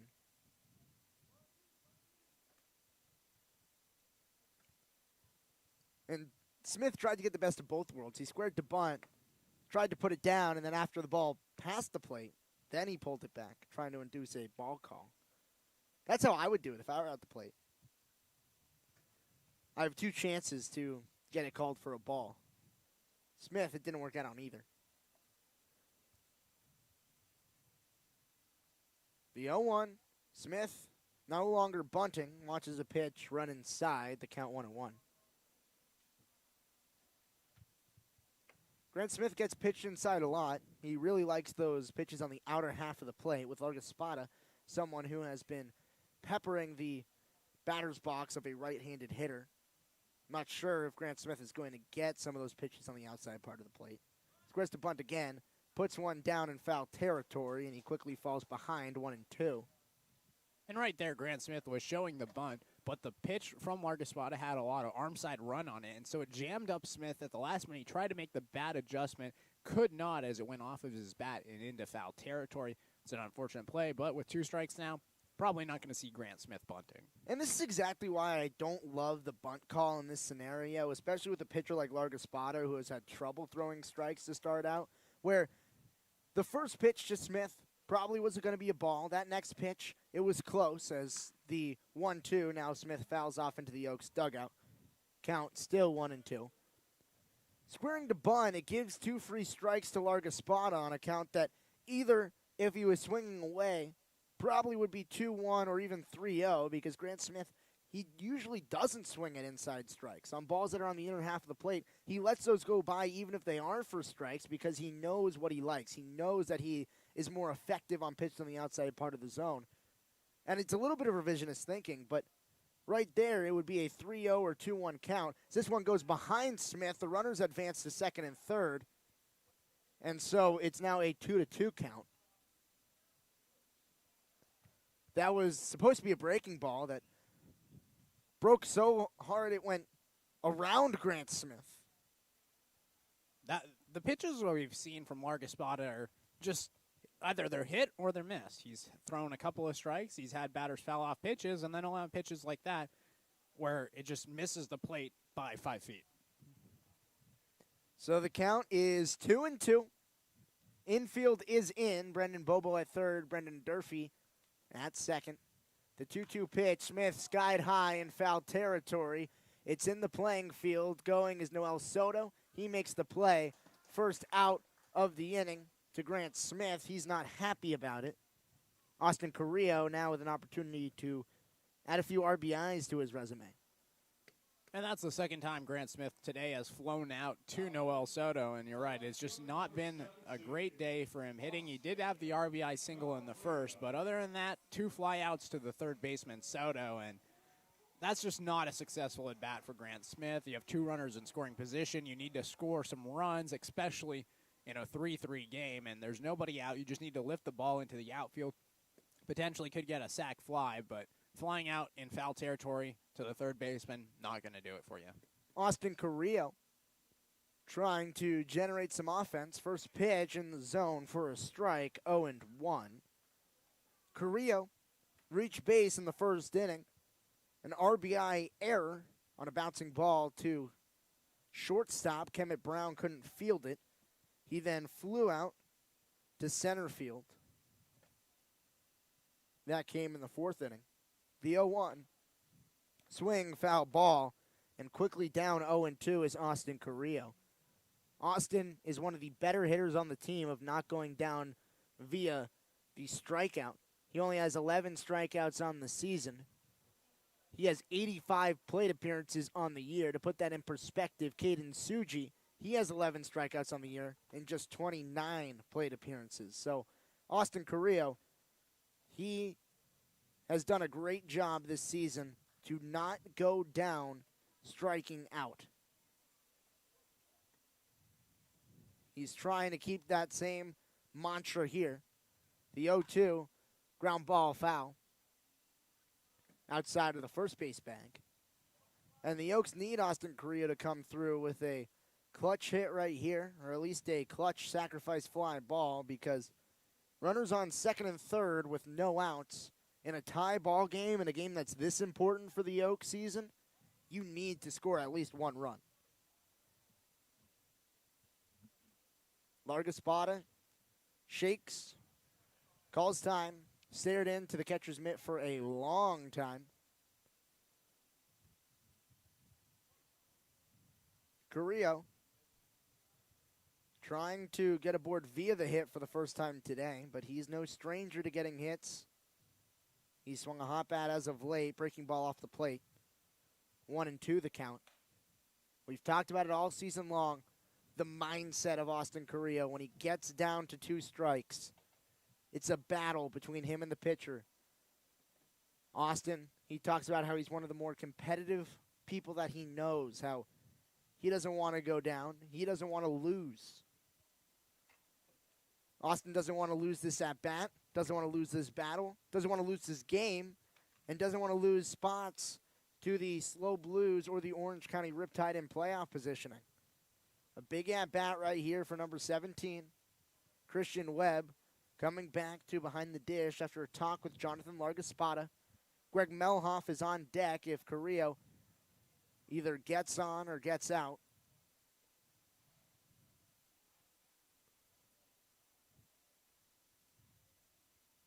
The 1-2. Line drive into left field. The catch is made. It's in shallow left, and Bobo can't advance. That's a single with almost any other defensive positioning, but with the outfield in and the infield on the grass, Austin Carrillo hit it right into the teeth of the defense for the second out of the inning.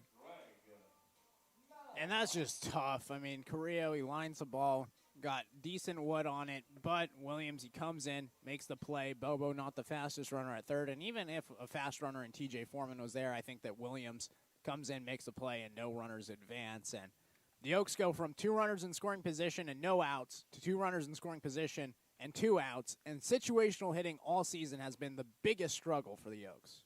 Greg Melhoff watches a pitch off the plate, the count 1-0. And I've been banging the situational hitting drum for the entire season. It's been the Achilles heel of Conejo. It's been the reason why the Oaks are sitting a game and a half back instead of 3 games up on their competitors in the CCL standings as Melhoff swings and fouls off a first pitch. Especially the way that Largaspada started the inning, where he threw a few pitches behind Brendan Bobo. Not behind, but well in front of him. Oh, yes, well in front to the backstop of Brendan Bobo. Threw a pitch behind Grant Smith. You expect to generate runs in that inning. Greg Melhoff, the final chance for the Oaks if they're going to do so.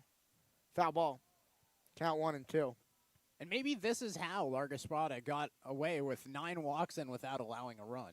He's gotten runners in scoring position now, and he's been locked out. Back-to-back flyouts, 1 in foul territory and 1 in left field. And maybe it's the same thing as Carrillo when he gets 2 strikes to him and he just wants to battle on. Largaspada, maybe he just gets runners in scoring position, a flip switches, and then he just battles with batters and tries to get outs. And a switch flips. Switch flips, yes. Flips don't switch. I think I was trying to say a flip of a switch. That was well beyond my point. Well, what I was getting at is, right now, he's gone back-to-back outs, and now 2 strikes to Melhoff, and maybe that's just his thing, letting runners in scoring position. The 1-2, foul ball. Christian Webb tries to dive to keep it in fair territory. He can't. Count still 1-2. Greg Melhoff, he's had hits in 7 of his last 9 games. 9 total hits in his last 9 games. He's looking for his first hit of the day today. Got into a double play to end the first inning. Flew out in the 4th inning after a long battle. The beginning of what could be another long battle here after he's already battled off 1 pitch from a 1-2 count. 5th pitch to the at bat. Swing and a foul tip into the glove. The inning is over. So Larga Spada strands the inning, touches himself. He's red hot. And the Oaks, they strand 2 runners in scoring position with no outs. 1 hit in the inning, and no runs come through. To the 7th we go. This game's still tied at 3 on the Oaks live stream.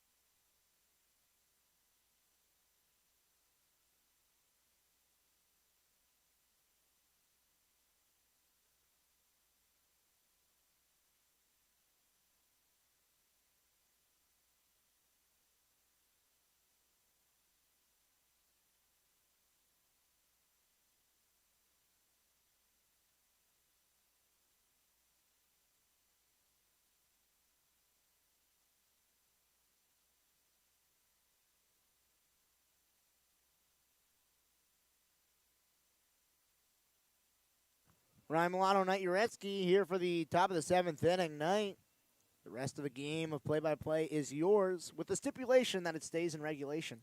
Thank you. Brown now lifts one high to JT Naviak in the infield. Naviak fields it, and Brown's retired on the first pitch to him. So Tobias Plotkin, 9 pitches so far, 4 outs. It's been a really strong start for Tobias Plotkin so far today. He's just been mowing down batters to start off his performance. It's been against the bottom of the order. Let's see how he fares against the top. So now Kamaiu Neighbors, Jordan Williams coming up, the 1- and 2-hole hitters after the 9-hole hitter Kemet Brown flew out to JT Naviak on the first pitch to him. Plotkin, he had a 1-2-3 inning like we mentioned. Soto, he grounded out. Then Julian Boyd, he grounded out. Then Chase Call struck out on 3 pitches to end the inning. First pitch to Neighbors misses outside. It was a fastball. 1-0 the count. Neighbors today, he's 0 for 3. 2 flyouts and 1 ground out. The 1-0 pitch to Neighbors. He grounds it towards the left side. Naviak charging in. He fields it, throws across the diamond. High throw, but Melhoff contains it. And now 2 outs in this inning. It's a really quick work so far for Tobias Plotkin. He's trusted his defense. There hasn't been a single at-bat that's been over 3 pitches thus far, and one of those was even a strikeout. So really strong and effective first 1 2/3 innings for Tobias Plotkin, trying to get out against what has been the toughest out so far today. Jordan Williams, you mentioned the toughest out today. He's reached all 3 times, all on singles. Has been caught stealing twice, though. Now facing off against the lefty and Plotkin. First pitch called for a strike. Williams looked at it. It was good. Got the strike call from Plotkin. 0-1 the count. Williams' last single was an infield single to JT Naviak. That scored a run. That was in the 5th inning. As he now lifts one towards center field. Call chasing in. He makes the play on the run. And man, another 1-2-3 inning for Tobias Plotkin. This one on 5 pitches. We head to the bottom of the 7th. 3-3 the score still. You are listening on the Conejo Oaks live stream on YouTube.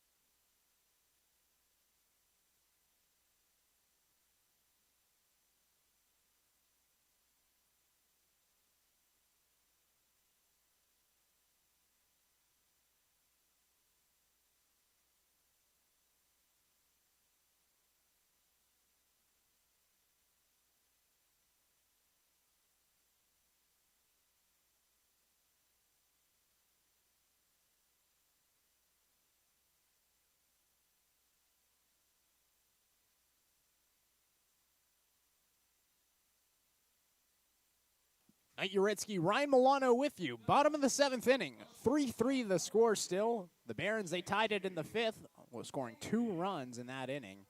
And since then, we've been all knotted up since. Up to the plate now for the Oaks, JT Naviak, Daniel Cabral, and Hunter Call. They're all facing off against Jonathan Largaspada, who allowed the first 2 batters on 10 pitches, a 4-pitch walk to Bobo, then a 6-pitch at bat to Durfee that ended in a single. Both runners advanced after a wild pitch as the first pitch to Naviak misses inside, 1-0 the count. Then after that, Largaspada was locked in. A fly out by Grant Smith in foul territory, a line out by Austin Carrillo that wasn't deep, so no runners came in to score. And Greg Melhoff, he struck out swinging on a foul tip to end the inning. Pitch way outside. 2-0 the count. That one missed the plate by about 4 feet, give or take. And, you know, it's just been a weird day for Largaspada. He's had pitches where he's just gunned them way outside to hitters, and saw 2 of them to Brendan Bobo, 1 pitch that got way behind Grant Smith, and right here Naviak looks at a pitch way outside, and now one almost takes out his head. Does not, and now 3-0 the count. Largaspada, he's just a lot of wild pitches today, man. It's honestly getting a little dangerous at this point. When you can't locate your pitches, he's thrown one behind Grant Smith. That one was coming right at the head of JT Naviak. He's thrown pitches to Brendan Bobo that have been a few feet off the plate. One to JT Naviak that's a few feet off the plate. It's a little dangerous. The 3-0 misses inside. Ball 4 to JT Naviak, and doesn't have to wear one on the helmet to go to first on that. A 4-pitch walk to start this inning, just like Brendan Bobo did last inning. So now Daniel Cabral, he'll come up for the third time today. He's 0 for 2, looking for his first hit. Now Naviak at first. It's the second time there today. He had a single in the fourth and now aboard on the seventh. So a 2 for 3 day for JT Naviak on base percentage-wise. And how are you supposed to have a plate approach? How are you supposed to approach your at-bat as a batter against a pitcher like this who is throwing balls off the plate but then can string together strikes? This one almost takes out Cabral. It's a wild pitch. Webb fields the ball in the foul territory. Naviak heads to second. He's in there safely. And Cabral was showing bunt, and then the ball rushed up on him. He had to duck out of there, and he was almost taken out again. Hey, I don't know why the Oaks are bunting in this scenario. We saw it didn't work with Grant Smith. It was one of the big reasons why the Oaks stranded 2 runners in scoring position in the last inning, where against Larga Espada, squaring around to bunt, it's an opportunity to give him some free strikes. But right there, it was coming right at the face of Cabral. He had to somersault out of the way of it.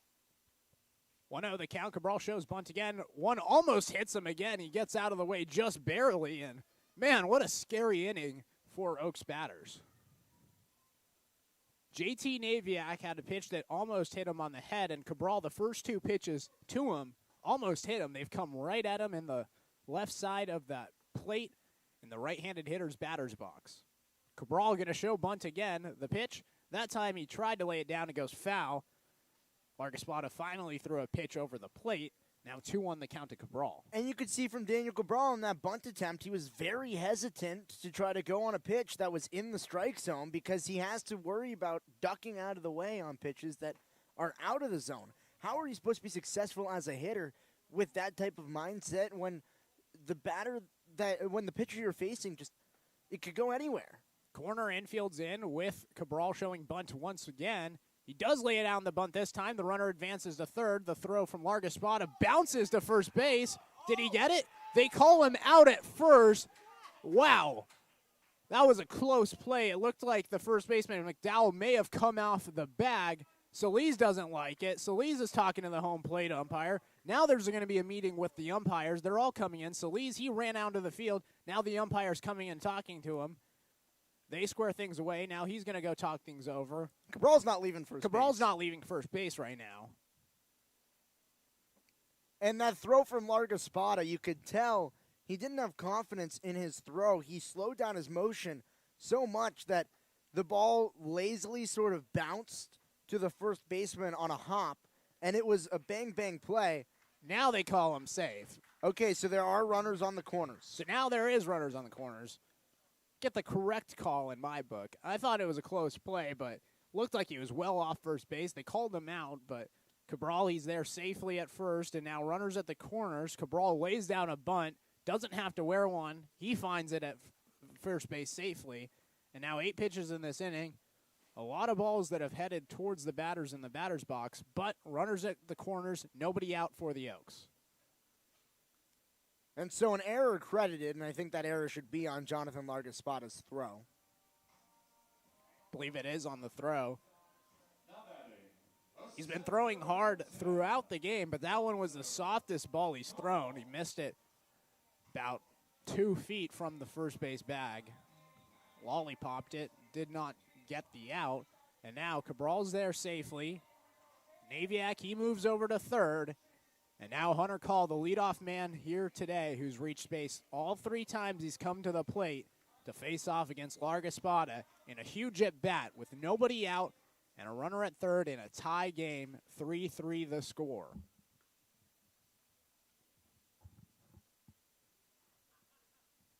The first pitch to call is he shows bunt. He tries to lay it down and goes foul. 0-1 the count, and Ryan with Call showing bunt right here. Are you a bit surprised? I don't understand it. He's reached base 3 times. Yes, there's runners in scoring position, but is it a suicide squeeze? Naviak wasn't running on that. I mean, a safety squeeze. I don't understand the decision here to have Hunter Call square around to bunt. I don't either. 0-1 the count to Call, though. Soto, the third baseman, he comes in. Call showing bunt again. The pitch runs outside, and now the count's even 1-1 to Hunter Call. Mentioned call has reached base safely 3 times. His last time, that was a walk. It was a 5-pitch at bat in the 5th inning. He was later caught stealing second base. Prior to that, he had a single in the first that led off the game. He came around to score for the first run of the game. Then also had a single in the second. So a 2-for-2 day with a walk. Call shows bunt again. The pitch misses, and now the count's 2-1 to Hunter Call. So the first 3 pitches he's seen here in the 7th, Call has showed bunt, pulled back, and now a 2-1 count with 2 runners on.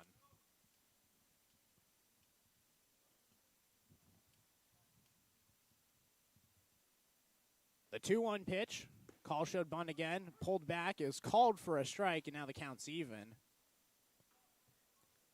And that pitch was a strike, but I don't blame Hunter Call for pulling back there. So it catches the outside part of the plate, 2-2 the count. Naviak still at third, Cabral at first after a walk from Naviak and an error from Largaspada put Cabral at first.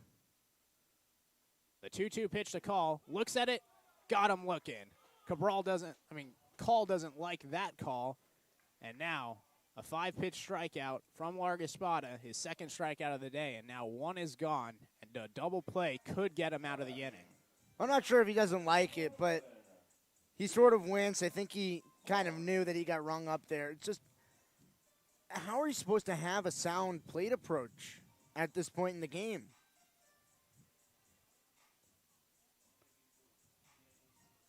So now TJ Foreman, he'll come up with a chance to try to drive in the go-ahead run, which is only 90 feet away in JT Naviak. Foreman, he's grounded in a couple of double plays throughout the season, not trying to do so here as he swings and misses at the first pitch to him. 0-1 the count as Largaspada gets ahead. Knight, you try standing in the batter's box with 90 miles per hour that could go anywhere. I know, it's scary. It's absolutely scary, and it's very dangerous, but I don't know. You just have to battle with it, and it's a crucial at-bat right now. 0-1 the count to Foreman as he grounds one right back to Largaspada. He looks towards third, and now Naviak's going to be in a pickle. The throw back to Webb. Naviak's tagged out. They throw to third. In there safely now is Cabral. Over to second and is Foreman, but Naviak, he's picked off after it was a soft grounder right back to the pitcher. Naviak was caught in between third and home. Bought enough time in the pickle to advance the runners to second and third, but 2 outs now. And so the Oaks, they're in danger of having back-to-back innings where they have a runner in scoring position, a runner on third base no less, and no outs, and not being able to score. Just been that kind of day for the Oaks. In a game they lost yesterday 4-3 on a walk-off by the Barons. And now, Brendan Bobo, the DH, 2 runners in scoring position, and the first pitch goes behind Bobo. Coming in to score is Cabral. The Oaks take the lead. It's 4-3. And so the inaccuracy of Largaspada finally comes to nip him in the bud right there, where throws one behind Brendan Bobo. It gets past Christian Webb, and so a run for the Oaks finally going to come around to score against Largaspada. Wow. What an inning. So as Largaspada was almost able to get out without allowing a run, now 2 outs, runner on third, and TJ Foreman. Brendan Bobo, a 1-0 count. The pitch misses outside, almost got past Webb. He slid to the left, made the play, and now 2-0 the count to Brendan Bobo as the first 2 pitches miss well off the plate. And if another one gets by, TJ Foreman, is ready to run. Foreman came in on a throw from the outfield that got away from Webb in the first. Now here on third with the 2-0 count. Bobo looks at it. The throw back to third. In there safely is Foreman, and now a 3-0 count to Brendan Bobo. And I like the base path's aggressiveness from TJ Foreman. He's shown throughout the day today that, and really throughout the season, that he can be aggressive on the base paths and it can pay off for him. So I like the aggressiveness on the base paths. He scored in the first inning with that similar aggressiveness. The 3-0 pitch to Bobo. Looks at it. It's called a strike, and now the count's 3-1. Bobo was the first batter to face off against Largaspada. He saw 4 pitches. 2 of them were about 3 feet outside the plate. now has a 3-1 count here. The pitch in. Check swing, he did not go, and ball 4 is called. They call him safe. He did not swing. The Barons didn't like it, and now runners at the corners, 2 outs.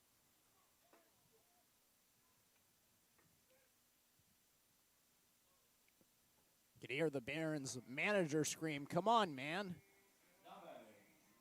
Doesn't get his call. Bobo, the check swing does not go, says the umpire, and now Bobo at first, Foreman at third, and the cleanup hitter, Brendan Durfee, the catcher, up at the plate.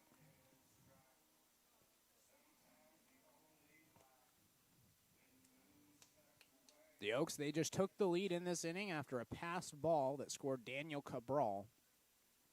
4-3 the score now here in the bottom of the 7th. Runner goes. Bobo going to be caught down at second as the throw gets past the shortstop Brown. Tapping on second is Bobo as Foreman comes in to score. Bobo was going to be left to dry as the Oaks were going to try to score a run. The throw gets past Brown, the shortstop. Foreman comes in to score. Bobo to second safely, and a 1-0 count now. And we've seen that play utilized by the Oaks a few times this season. It's been successful a few times this season. It was again right there. The throwdown causes some chaos. It wasn't able to be fielded cleanly and allows for every runner to be safe, a run to score, and that's the risk you're willing to pay with the Oaks. It's get Brendan Bobo in a pickle, have TJ Foreman run down the base pass. You know the speed of Foreman can get home. It's going to be a tough play to try to throw him out. I love the play by the Oaks, and it worked. 1-0 pitch misses to Durfee, and now 2-0 the count. Durfee faced off against Largaspada. He was the second batter to face him. He singled. That was last inning in the 6th. Prior to that, he reached on a fielder's choice air play in the 1st and then a fly out in the 3rd. So 2 times reaching base today for Durfee. Pitch misses outside from Largaspada, and now 3-0 the count to Durfee. Back-to-back 3-0 counts from Largaspada. Updates from around the CCL and the CCL race. The Orange County Riptide lead 2-0 in the 6th inning against the Santa Barbara Foresters. And the Slow Blues are tied in the 4th inning at 2 apiece against the Arroyo Seco Saints. The 3-0 pitch to Durfee misses outside. A 4-pitch walk to Durfee after a 5-pitch walk to Bobo. And now 2 runners on, 1 at first and 1 at second for the Oaks, still 2 outs. And that is going to prompt the first mound meeting of Jonathan Largaspada's outing. Surprised it took an inning and 2/3 to get there, but now the first coach coming out to the hill to talk to Largaspada. 2 runs have scored in this inning. One, TJ Foreman. The other one, Daniel Cabral. Cabral's was the go-ahead run that made it 4-3. Then Foreman came in. Both of the plays have been on pitches and in between pitches during an at-bat. No hits have scored a run in this inning. Foreman came down as Bobo tried to steal second, get caught out, and then have Foreman score. The throw from Webb missed the second baseman and shortstop. That was at second, and coming in to score was Foreman for the second run of the inning. Prior to that, Cabral scored on a passed ball. The Oaks, no hits in this inning. They haven't needed it. Yeah, they haven't needed any hits. They've had a couple of walks, a fielder's choice play, an error, and now 2 outs. Grant Smith, the 5-hole hitter today, he's up at the plate. And we've mentioned it, Grant Smith, he's had hitting struggles, did have the RBI single in the 1st, but since then, back-to-back flyouts to the third baseman, Soto. First pitch goes outside. It's going to get past Webb. Advancing are the runners. And now 2 runners in scoring position for the Oaks.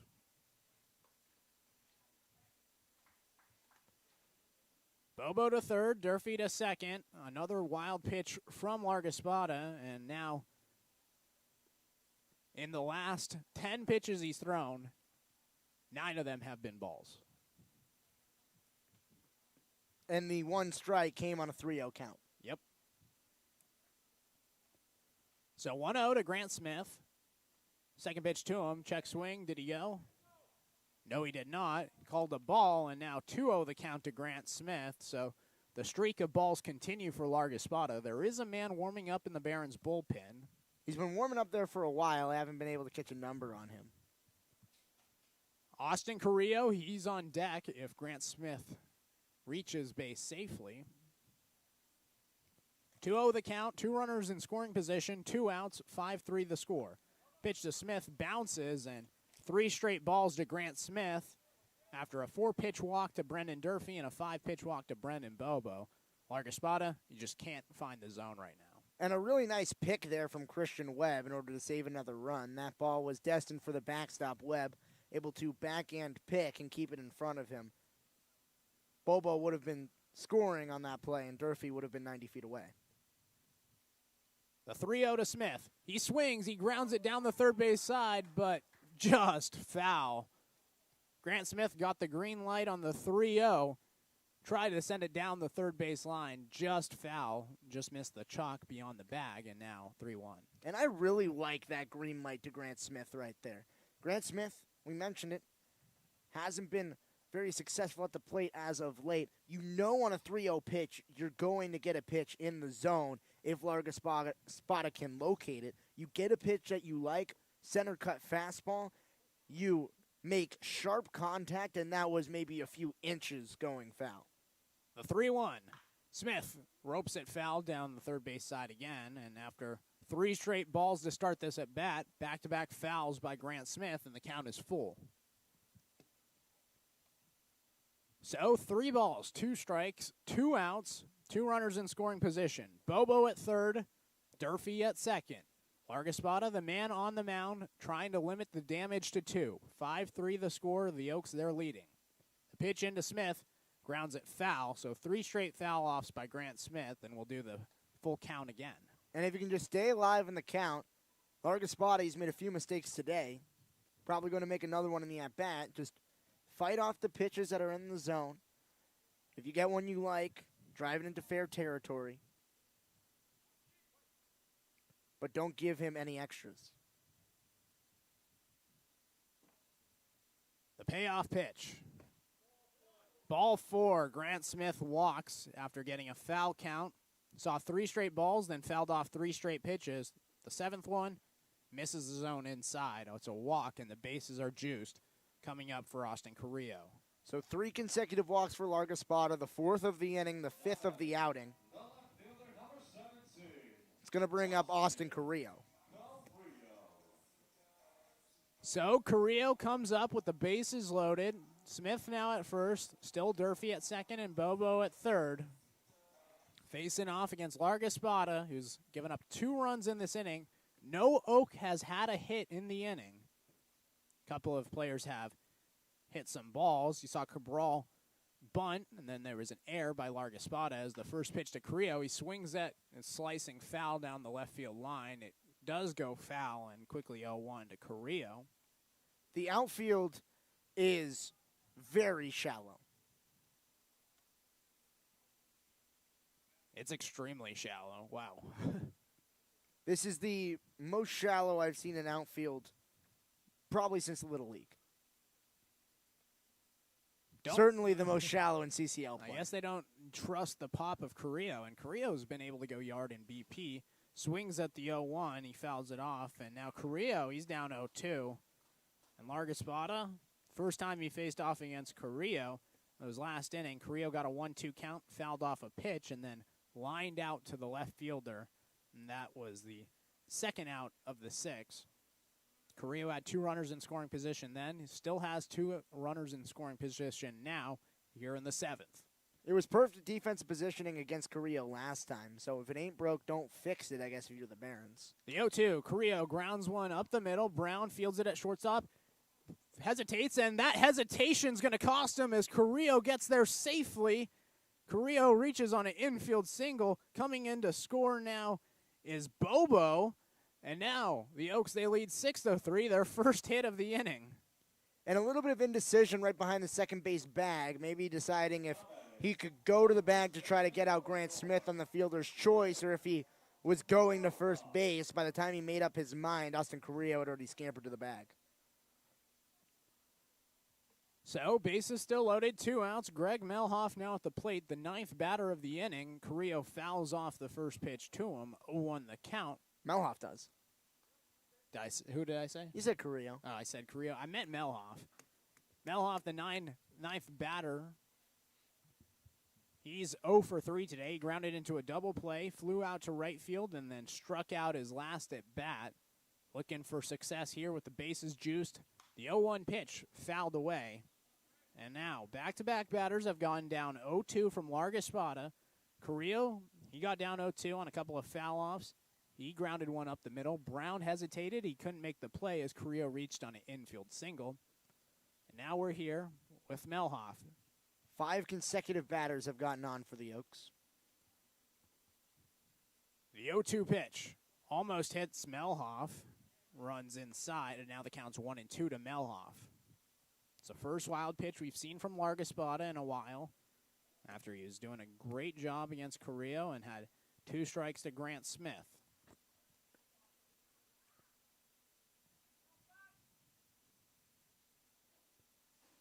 The pitch. Got him looking. Melhoff goes down on strikes for the second time today. Larga Espada gets out of the inning. The Oaks, they score 3 runs on only 1 hit. That was Arston Carrillo's 2-out infield single. But the Oaks, they take the lead at 6-3 as we head to the 8th inning. You're listening on the Conejo Oaks live stream on YouTube.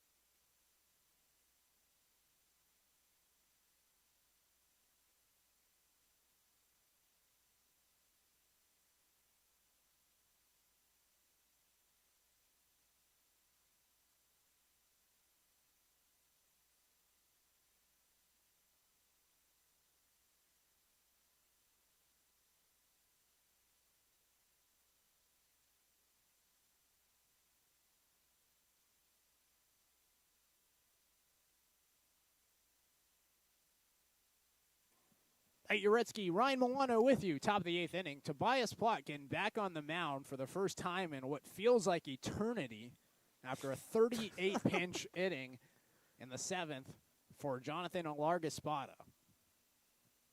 First pitch from Plotkin, right down Broadway, catches the zone, a strike, 0-1 the count. Plotkin, he's been effective, 6 outs on 13 pitches. Now 14 pitches after that first pitch strike to James Williams. Williams, Darren McDowell, and Christian Webb do up the 3, 4, and 5-hole hitters for the Barons. Plotkin now bounces a ball in, spiked his first ball into Williams here, and now 1-1 the count. And that, in his 7th batter, is just the 2nd ball that he's thrown. It's impressive. Plotkin, he's been dominant today. It's been 2 sides of a very different coin on different sides of the ball in terms of the relief outings in the 6th and 7th inning. The 1-1. This one's grounded over the head of Plotkin. Charging in is Naviak. He can't field it correctly as it goes off the outside of his glove. In there safely is Williams, and the first base runner is aboard for Plotkin. Yeah, and that's credited as an infield single, as it would have been a very tough play for Naviak, trying to speed things up to make a play at first. Ended up making it even easier for the runner to get on first. So now Darren McDowell, the first baseman, he'll come up to the plate with the runner on first, nobody out. The Oaks, they just took the lead 6-3 in the 7th. Scored 3 runs on only 1 hit. Left the bases loaded before Greg Melhoff struck out looking to end the inning. These 2 teams battled yesterday. The Barons won on a walk-off. Now McDowell fouls off a pitch to him. 0-1 the count. The Barons, they were down 3-0 yesterday, battled back, made it 3-3. That was the score up until the bottom of the 9th inning where the Barons got the bases loaded.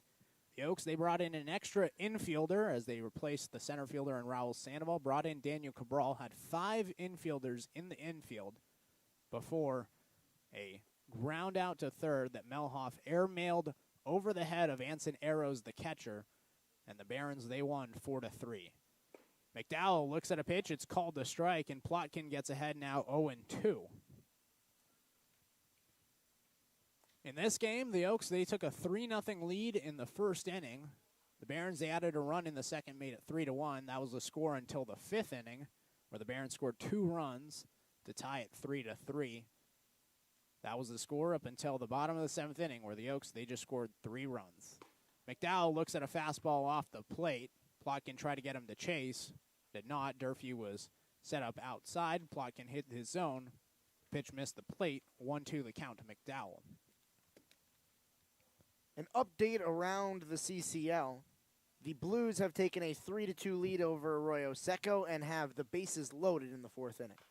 McDowell grounds one down the third base side. It goes foul, and we'll do the 1-2 again. So the Oaks, they're winning today. That's good news for them. But for bad news, the Riptide and the Blues are now winning, which the Oaks, they need those teams to lose, as the Oaks, they're a game and a half behind the Blues and the Riptide. The Riptide, they've won 3 straight games. The Oaks, they've lost 2 straight games in CCL play. If all scores today were to stand, swing and a miss from McDowell. Plotkin, his 2nd strikeout of the day, and now 1 is gone here in the 8th. then the Conejo Oaks would still be a game and a half of Orange County and San Luis Obispo, but then Arroyo Seco, they'd get entered into the conversation. The Oaks would only be 2 games back of the Saints with 4 games to play, including the final game of the season being against Arroyo Seco. Wow. So there's a lot going on in the CCL. A lot more exciting than the CCL North, where the Crawdads, they're 5 games out of playoff contention. And the Prune Packers are 7 games up of 2nd place. This one's hit up the middle. Woods aboard with a single for the 2nd time today. Over to second now is Williams, and a first pitch swinging for Christian Webb for the 2nd time today results in his 2nd single. So Plotkin, he has to be careful to not let the Barons scratch back any runs here. The Oaks, they need 5 more outs and not to give up 3 runs to get out of this game with a win, to end up trying to claw back against the Riptide and the Blues and maybe even the Saints. And Plotkin, he was so effective his first 2 innings. He only threw 13 pitches, got 6 outs, has now thrown in this inning 9 pitches, only has 1 out, 2 runners on, 1 at first, 1 at second. The 1 at second is James Williams. The 1 at first is Christian Webb. And the lefty is facing off against Noel Soto, who's the tying run at the plate. 6-3 the score. The pitch from Plotkin. Fastball catches the zone. And Plotkin gets ahead, 0-1 the count. Soto today, starting at third. We've seen him pitch throughout the season. His first time playing in the field.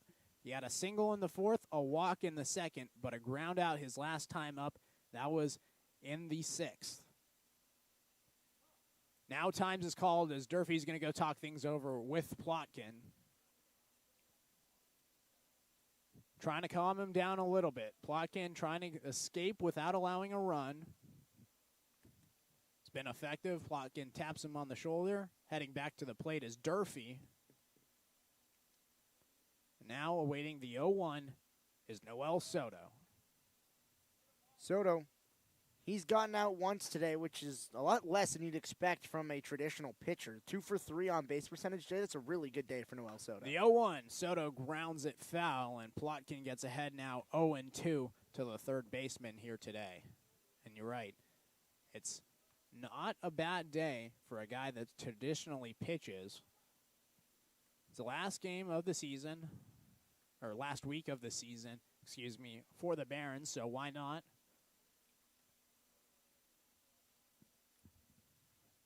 Oh, 2 the count from Plotkin. 1 out here in the top of the 8th inning. The pitch in. That one misses low. below the knees, and now Plotkin tried to get him to chase. He did not, and 1-2 the count to Soto. It's a big moment for the right-handed hitter. His team just surrendered the lead. It was a 3-3 game, but the Oaks, they just scored 3 runs in the bottom of the 7th inning. Second time all game they'd done that. But a strikeout here for Tobias Plotkin, his second of the inning, third of the game, and now 2 are gone. And Tobias Plotkin is dealing right now. Tobias Plotkin got through the first 2 innings of action with just 13 pitches, and now he struck out 2 batters for the 2 outs that he's recorded here in the 8th inning. There are still 2 runners on, so he has to be careful. Julian Boyd, the center fielder, up to the plate today. First pitch to the lefty. Off speed, catches the zone. Plotkin, he's been living with the first pitch strikes. Get another one to Boyd. And now 0-1 the count. Boyd, he had a single and an RBI in the second. That was the first run of the day for the Barons. Since then, a strikeout in the 4th and a ground out in the 6th. The 0-1 pitch to him. He lines to center field. Call, not going to be able to get to it. A bounce off one hop to Call. Coming in to score now is Williams. Another RBI single for Boyd. And the Barons, they're still alive. It's 6-4, and the tying runs at first base. Yeah, and getting it out here is the most important objective for Tobias Plotkin today and possibly of Tobias Plotkin's season right here. You cannot let Academy come back in this game.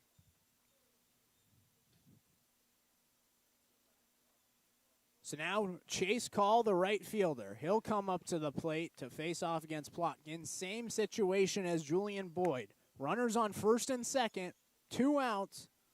And now the go-ahead runs at the plate, tying runs at first in a 6-4 ball game.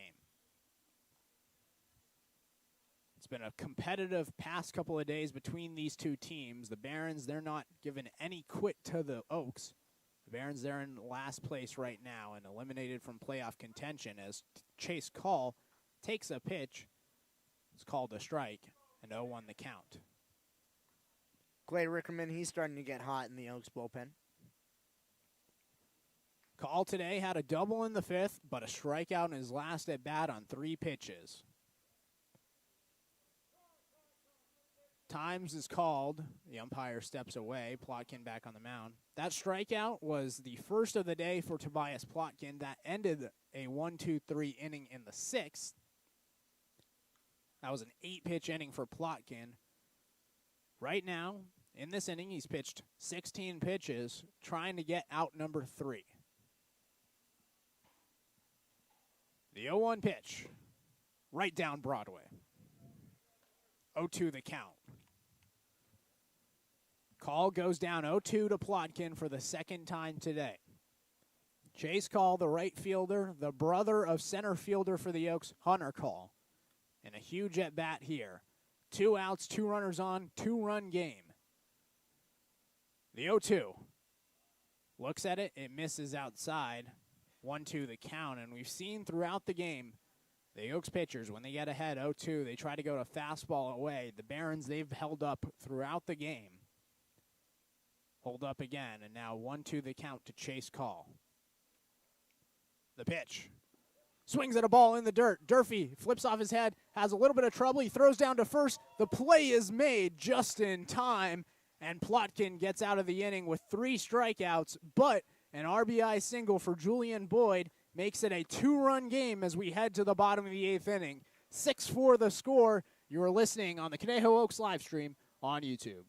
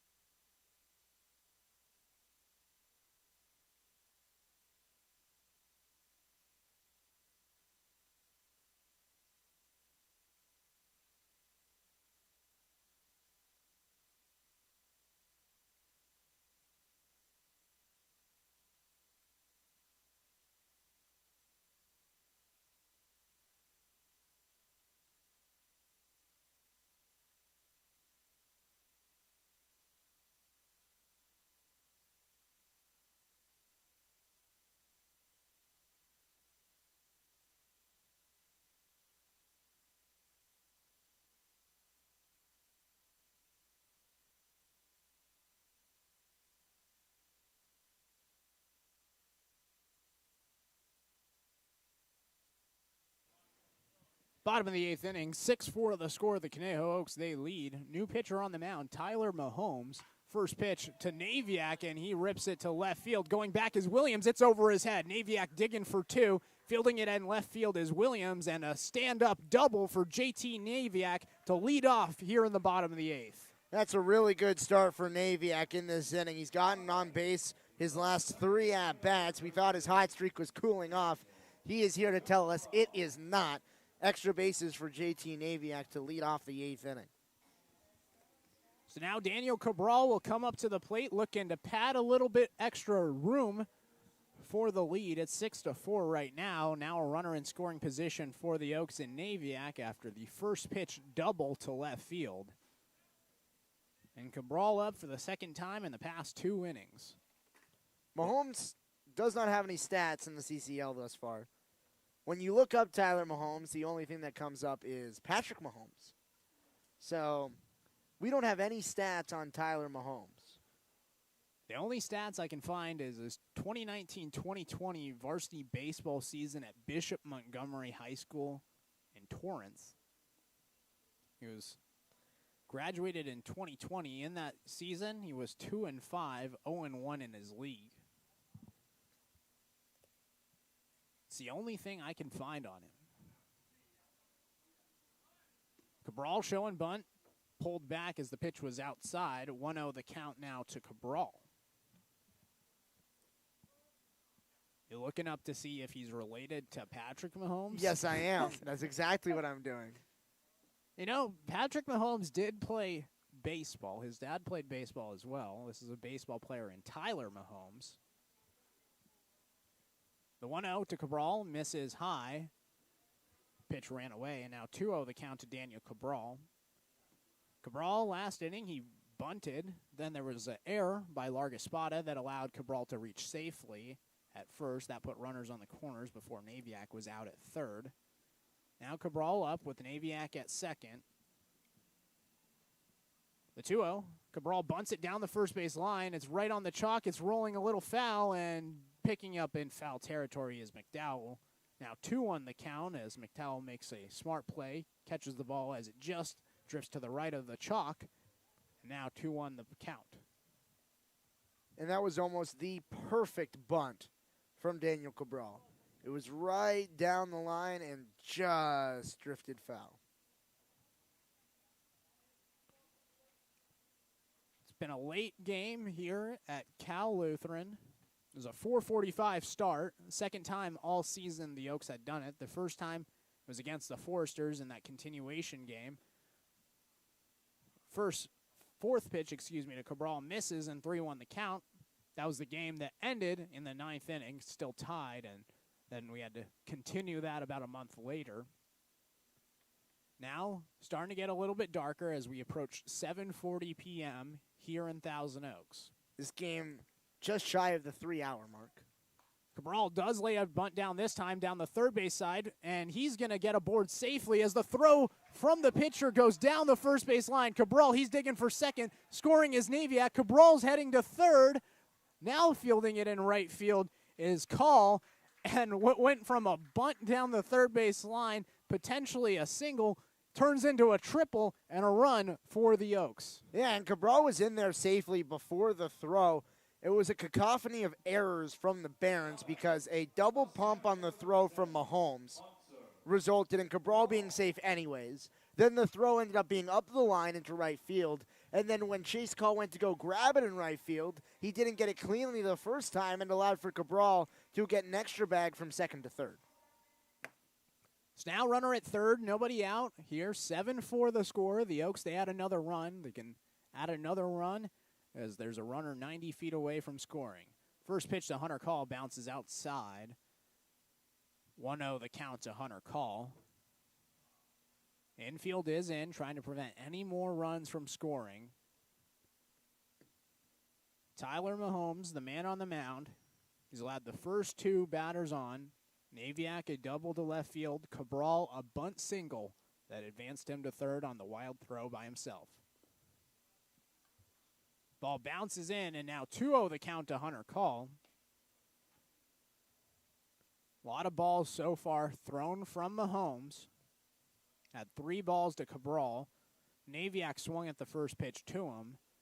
So far he's thrown 7 pitches. 5 of them have been balls. A large gap on the middle of the infield as both Brown and Neighbors are shaded towards the line. Call looks at a pitch that misses outside, and now 3-0 the count to Hunter Call. Mahomes not trying to walk another runner on. That could be Call. Call has speed. He's the top of the order, the one-hole hitter today who walked in the 5th and had 2 singles, 1 in the 1st and 2nd. The pitch in almost wears him, does not, and Call either way was heading to first as that was the 4th ball of the at-bat, a 4-pitch at-bat for Call that ends in a walk, and now runners at the corners, still nobody out here in the 8th. And so a really nice at-bat for Hunter Call to round out a really nice day for him. 4 for 5, 2 singles, 2 walks, and a strikeout is his line if he's not going to get another at-bat. Reach base 4 times, 2 for 3, batting average. Really solid day for Hunter Call. So now TJ Foreman, he'll come up. Runners on the corners, still nobody out here in the bottom of the 8th inning. Oaks lead 7-4. First pitch to Foreman, hits him. Foreman just stood in the box, allowed it to hit him. Heading over to second is Call, and now the bases are loaded with nobody out. And so Mahomes struggling right now with his location. Brendan Bobo coming up to the plate. Mahomes has yet to get an out. The first 4 batters, they've all reached. Naviak came around to score after the double.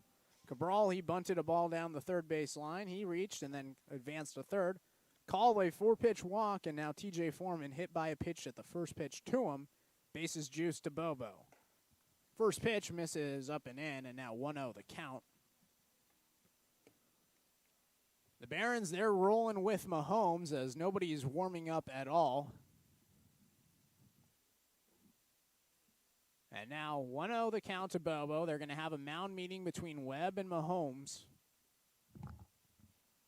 As Bobo standing in with the bases loaded. The sun is fleeting here. I'm not sure if we're going to get another full inning. I don't know either.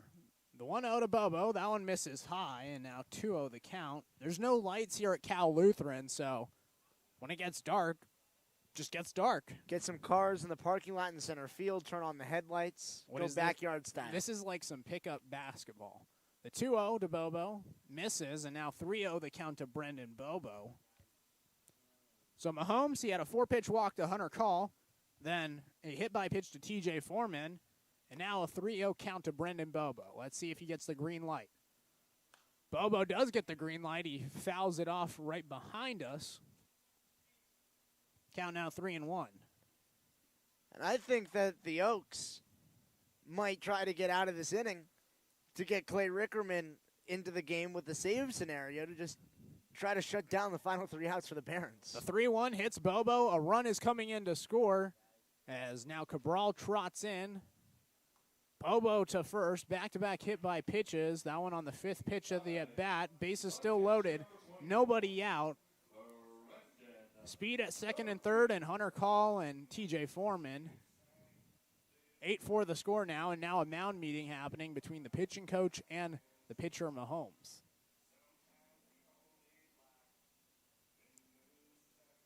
But going back, 7:45, it's starting to get really late here. It's the bottom of the 8th inning. Cal Lutheran does not have lights. Be interesting to see what happens. And so, Knight, it's the return of everyone's favorite segment. Guess that player's favorite food. Is it Brendan Durfee? It's not. This player led off the inning with a double, came around to score. It's JT Naviak. Guess JT Naviak's favorite food. Seafood pasta. It's not seafood pasta. You're actually very far off.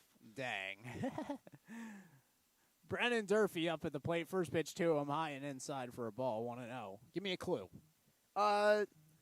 You know, this is probably going to be the hardest one all season. It involves It involves a bird. Fouled off. 1-1. A bird. A bird. Is it a rare bird? It is a common bird. Don't look at my screen. I'm going to look up what this actually is. Don't look at my screen. Okay. Stop cheating. The 1-1 to Durfee. Hits him. Back-to-back-to-back hit by pitches. And now another run comes in to score. Mahomes just can't control the ball. And so you thought with Jonathan Largaspada out that the Barons would be increasing their location of pitches. That has not happened. This actually looks really good. I've looked it up, and it looks really good. Stop looking at my screen, cheater. Okay, Grant Smith at the plate after the bases have been loaded because of hit by pitches. First pitch to Smith. Misses. 1-0. So we talked about it earlier, about my friends that have come to the game. You're still guessing JT yes. Naviak's favorite food. Naviak, pitch is called for a strike. It's a bird. Okay, I don't know. Turkey. Okay. It involves chicken, and it's a type of chicken dish that I've never heard of, but I am going to need for JT to recommend how I can get to it because it looks absolutely delicious. I don't know, chicken souffle. Chicken souffle. It's not chicken souffle. It's chicken katsu, which is Japanese-style fried chicken. There's a sauce on it. It's like chicken cutlets. There's tonkatsu sauce. I don't know what that is, but it looks like it would go great inside of my belly. I saw it. It was the most unusual thing on the entire favorite food section, and it just looks so good. Night, me and you are living together next year. We're putting aside a night for chicken katsu night. All right. 3-1 the count to Grant Smith. It misses, and not a hit by pitch, but a walk for Grant Smith on 5 pitches. Another run comes in to score. Still nobody out in the inning. Durfee to second, Bobo to third, Foreman to the plate, Smith over to first. It's a 6-run game after 4 runs have come in this inning from Mahomes, and it's starting to get really dark here. Pinch hitter. Pinch hitter now. It's going to be Lauren Frank. And I think what Academy might be doing is they're trying to wait out the sun, because if this game isn't finished, then maybe it'll be scored as a no contest, but I don't think that's happening. That's the only strategy I can hear from Academy side. Now Lauren Frank comes up, bases loaded, nobody out. First pitch to him. Swings at a ball in the dirt. 0-1 the count to Lauren Frank. Lawrence is trying to get his swings in. Frank's battling back from injury. Now batting with the bases loaded. Second pitch to him, misses high, and now the count even 1-1. So Frank, whenever he gets on base, he has to be pinch ran for because he's still rehabbing that injury. And the last few times he's gotten on base, it's been via the walk. So he hasn't been able to get a hit, so he's just going to keep attacking and get some swings. Skies this one. High in the air, foul territory, chasing over his Webb, and we finally have an out in the inning.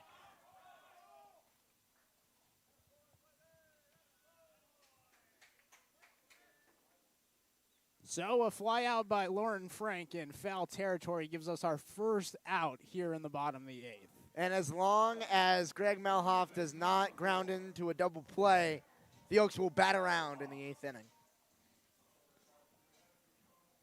So Melhoff, he comes up to the plate after the first 7 batters reached safely. The 8th one, Lauren Frank, he flew out in foul territory, and now Melhoff, first pitch to him, he swings, jammed inside, and now 0-1 the count. You think the Oaks, they're just swinging right now, trying to advance it to the 9th inning? Yes. Yes, I do. Yes, that's exactly what I think is happening. 0-1 the count to Melhoff. Swing and a miss. Back-to-back strikes from Mahomes. 0-2 the count to Melhoff. You know, Mahomes, his last 2 batters, he's really been locating the strike zone. He's been throwing a lot of strikes. 0-2 the count, 1 out. Swing and a miss. Melhoff, 3 straight strikeouts in 3 straight innings. 3 straight strikes from Mahomes, and now 2 are gone. You think that was intentional from Melhoff? Do you think that he was purposefully missing the ball right there? I don't know. It's been a long game. It's been a long game. So now JT Naviak, the shortstop, he'll come up to the plate. Still bases loaded, back-to-back outs from Holmes. Congrats to him. First pitch to Naviak. He goes opposite field for a single, coming in to score now. And being held up at third is Durfee. Bobo scores, and now bases still loaded. Naviak, his second single of the day, third hit. It's a big day for JT Naviak Second today. hit in this inning. Does JT Naviak deserve player of the game honors? I know that during the half inning we were talking about Tobias Plotkin as a potential player of the game honors. Do we think that JT Naviak should earn his name into that conversation? It's really, I mean, like so far today, he's 3 for 4. He's reached base 4 times, scored a run, had an RBI, stolen a bag. 1-0 the count to Cabral. Yeah, I think that Naviak probably deserves player of the game. It's on for second time this inning, a double and a single in the ninth. Pitch misses away to Cabral, and now 2-0 the count. So if you have a preference and you're watching the stream, it's narrowed down between Tobias Plotkin and JT Naviak. Plotkin, he did allow a run in his last inning. That sort of blemished his record. I think JT probably runs away with it. I think that JT is surpassed with the 2-for-2 inning that he's had. I think he surpasses Tobias Plotkin. Naviak's seen 2 pitches in this inning, both of them hits. He's efficient. 3-0 the count to Daniel Cabral. The pitch bounces in. Cabral's aboard with a walk. He reaches first base for the second time today on a 4-pitch walk. Naviak over to second. Coming in to score now is Durfee. Over to third is Grant Smith. Apologies, I did not update the score on the Naviak RBI single. It is 12-4, not 11-4. This game was tied headed into the bottom of the 7th inning. It was. It is now 12-4. And Hunter Call, he comes up to the plate now. If Hunter Call gets a hit here, does he deserve player of the game? He has 2 singles and a walk, or 2 walks, as well as 2 runs. Hunter Call is definitely in the conversation. Right now, I'd lean JT. It depends what he does in this at-bat. First pitch to Call. Swings, foul tips it, 0-1 the count. Hunter Call clearly swinging, wanting to get a hit to get a board. So if he puts one into the gap, scores a couple of RBIs, double, maybe he puts him. Then I think he would surpass JT Naviak. Update on around the CCL: the Blues lead 4-3 in the 6th inning. Call, foul zone away, and now 0-2 the count. And the Foresters in the 8th inning have knotted up the score with the Orange County Riptide. It is 2-2, and right now Santa Barbara has a runner on third base with 2 outs in the inning. So if Carson Wells gets a hit right here to drive in a run, then the Santa Barbara Foresters will take the lead. Call, singles up the middle. That's going to score Smith. Heading over and around third to score is Naviak. Call, another single today, his 3rd single of the day, his 5th time reaching base. 2 runs come in to score, 14-4 the score. And the Oaks, they're still batting here in the 9th. And so now it's probably decision time. Is it going to be Hunter Call or is it going to be JT Naviak? To me, I want to say Hunter Call. I mean, it is going to be your interview, and I don't really have a preference either way. I think that both have played fantastic today. Foreman grounds the first pitch to Soto, the third baseman. A little bit of trouble. He throws the first, and Foreman's going to reach safely after the ball goes past McDowell, the first baseman. Foreman jogging over to second. 2 runs are coming in to score. This inning didn't continues. just happen. That didn't. Why? Foreman ran into the glove of McDowell. McDowell was stretching down the line. I'm not sure it will matter for the Oaks whether it is counted as interference or not. If that is a run scored, then the Oaks have scored 10 runs in the inning.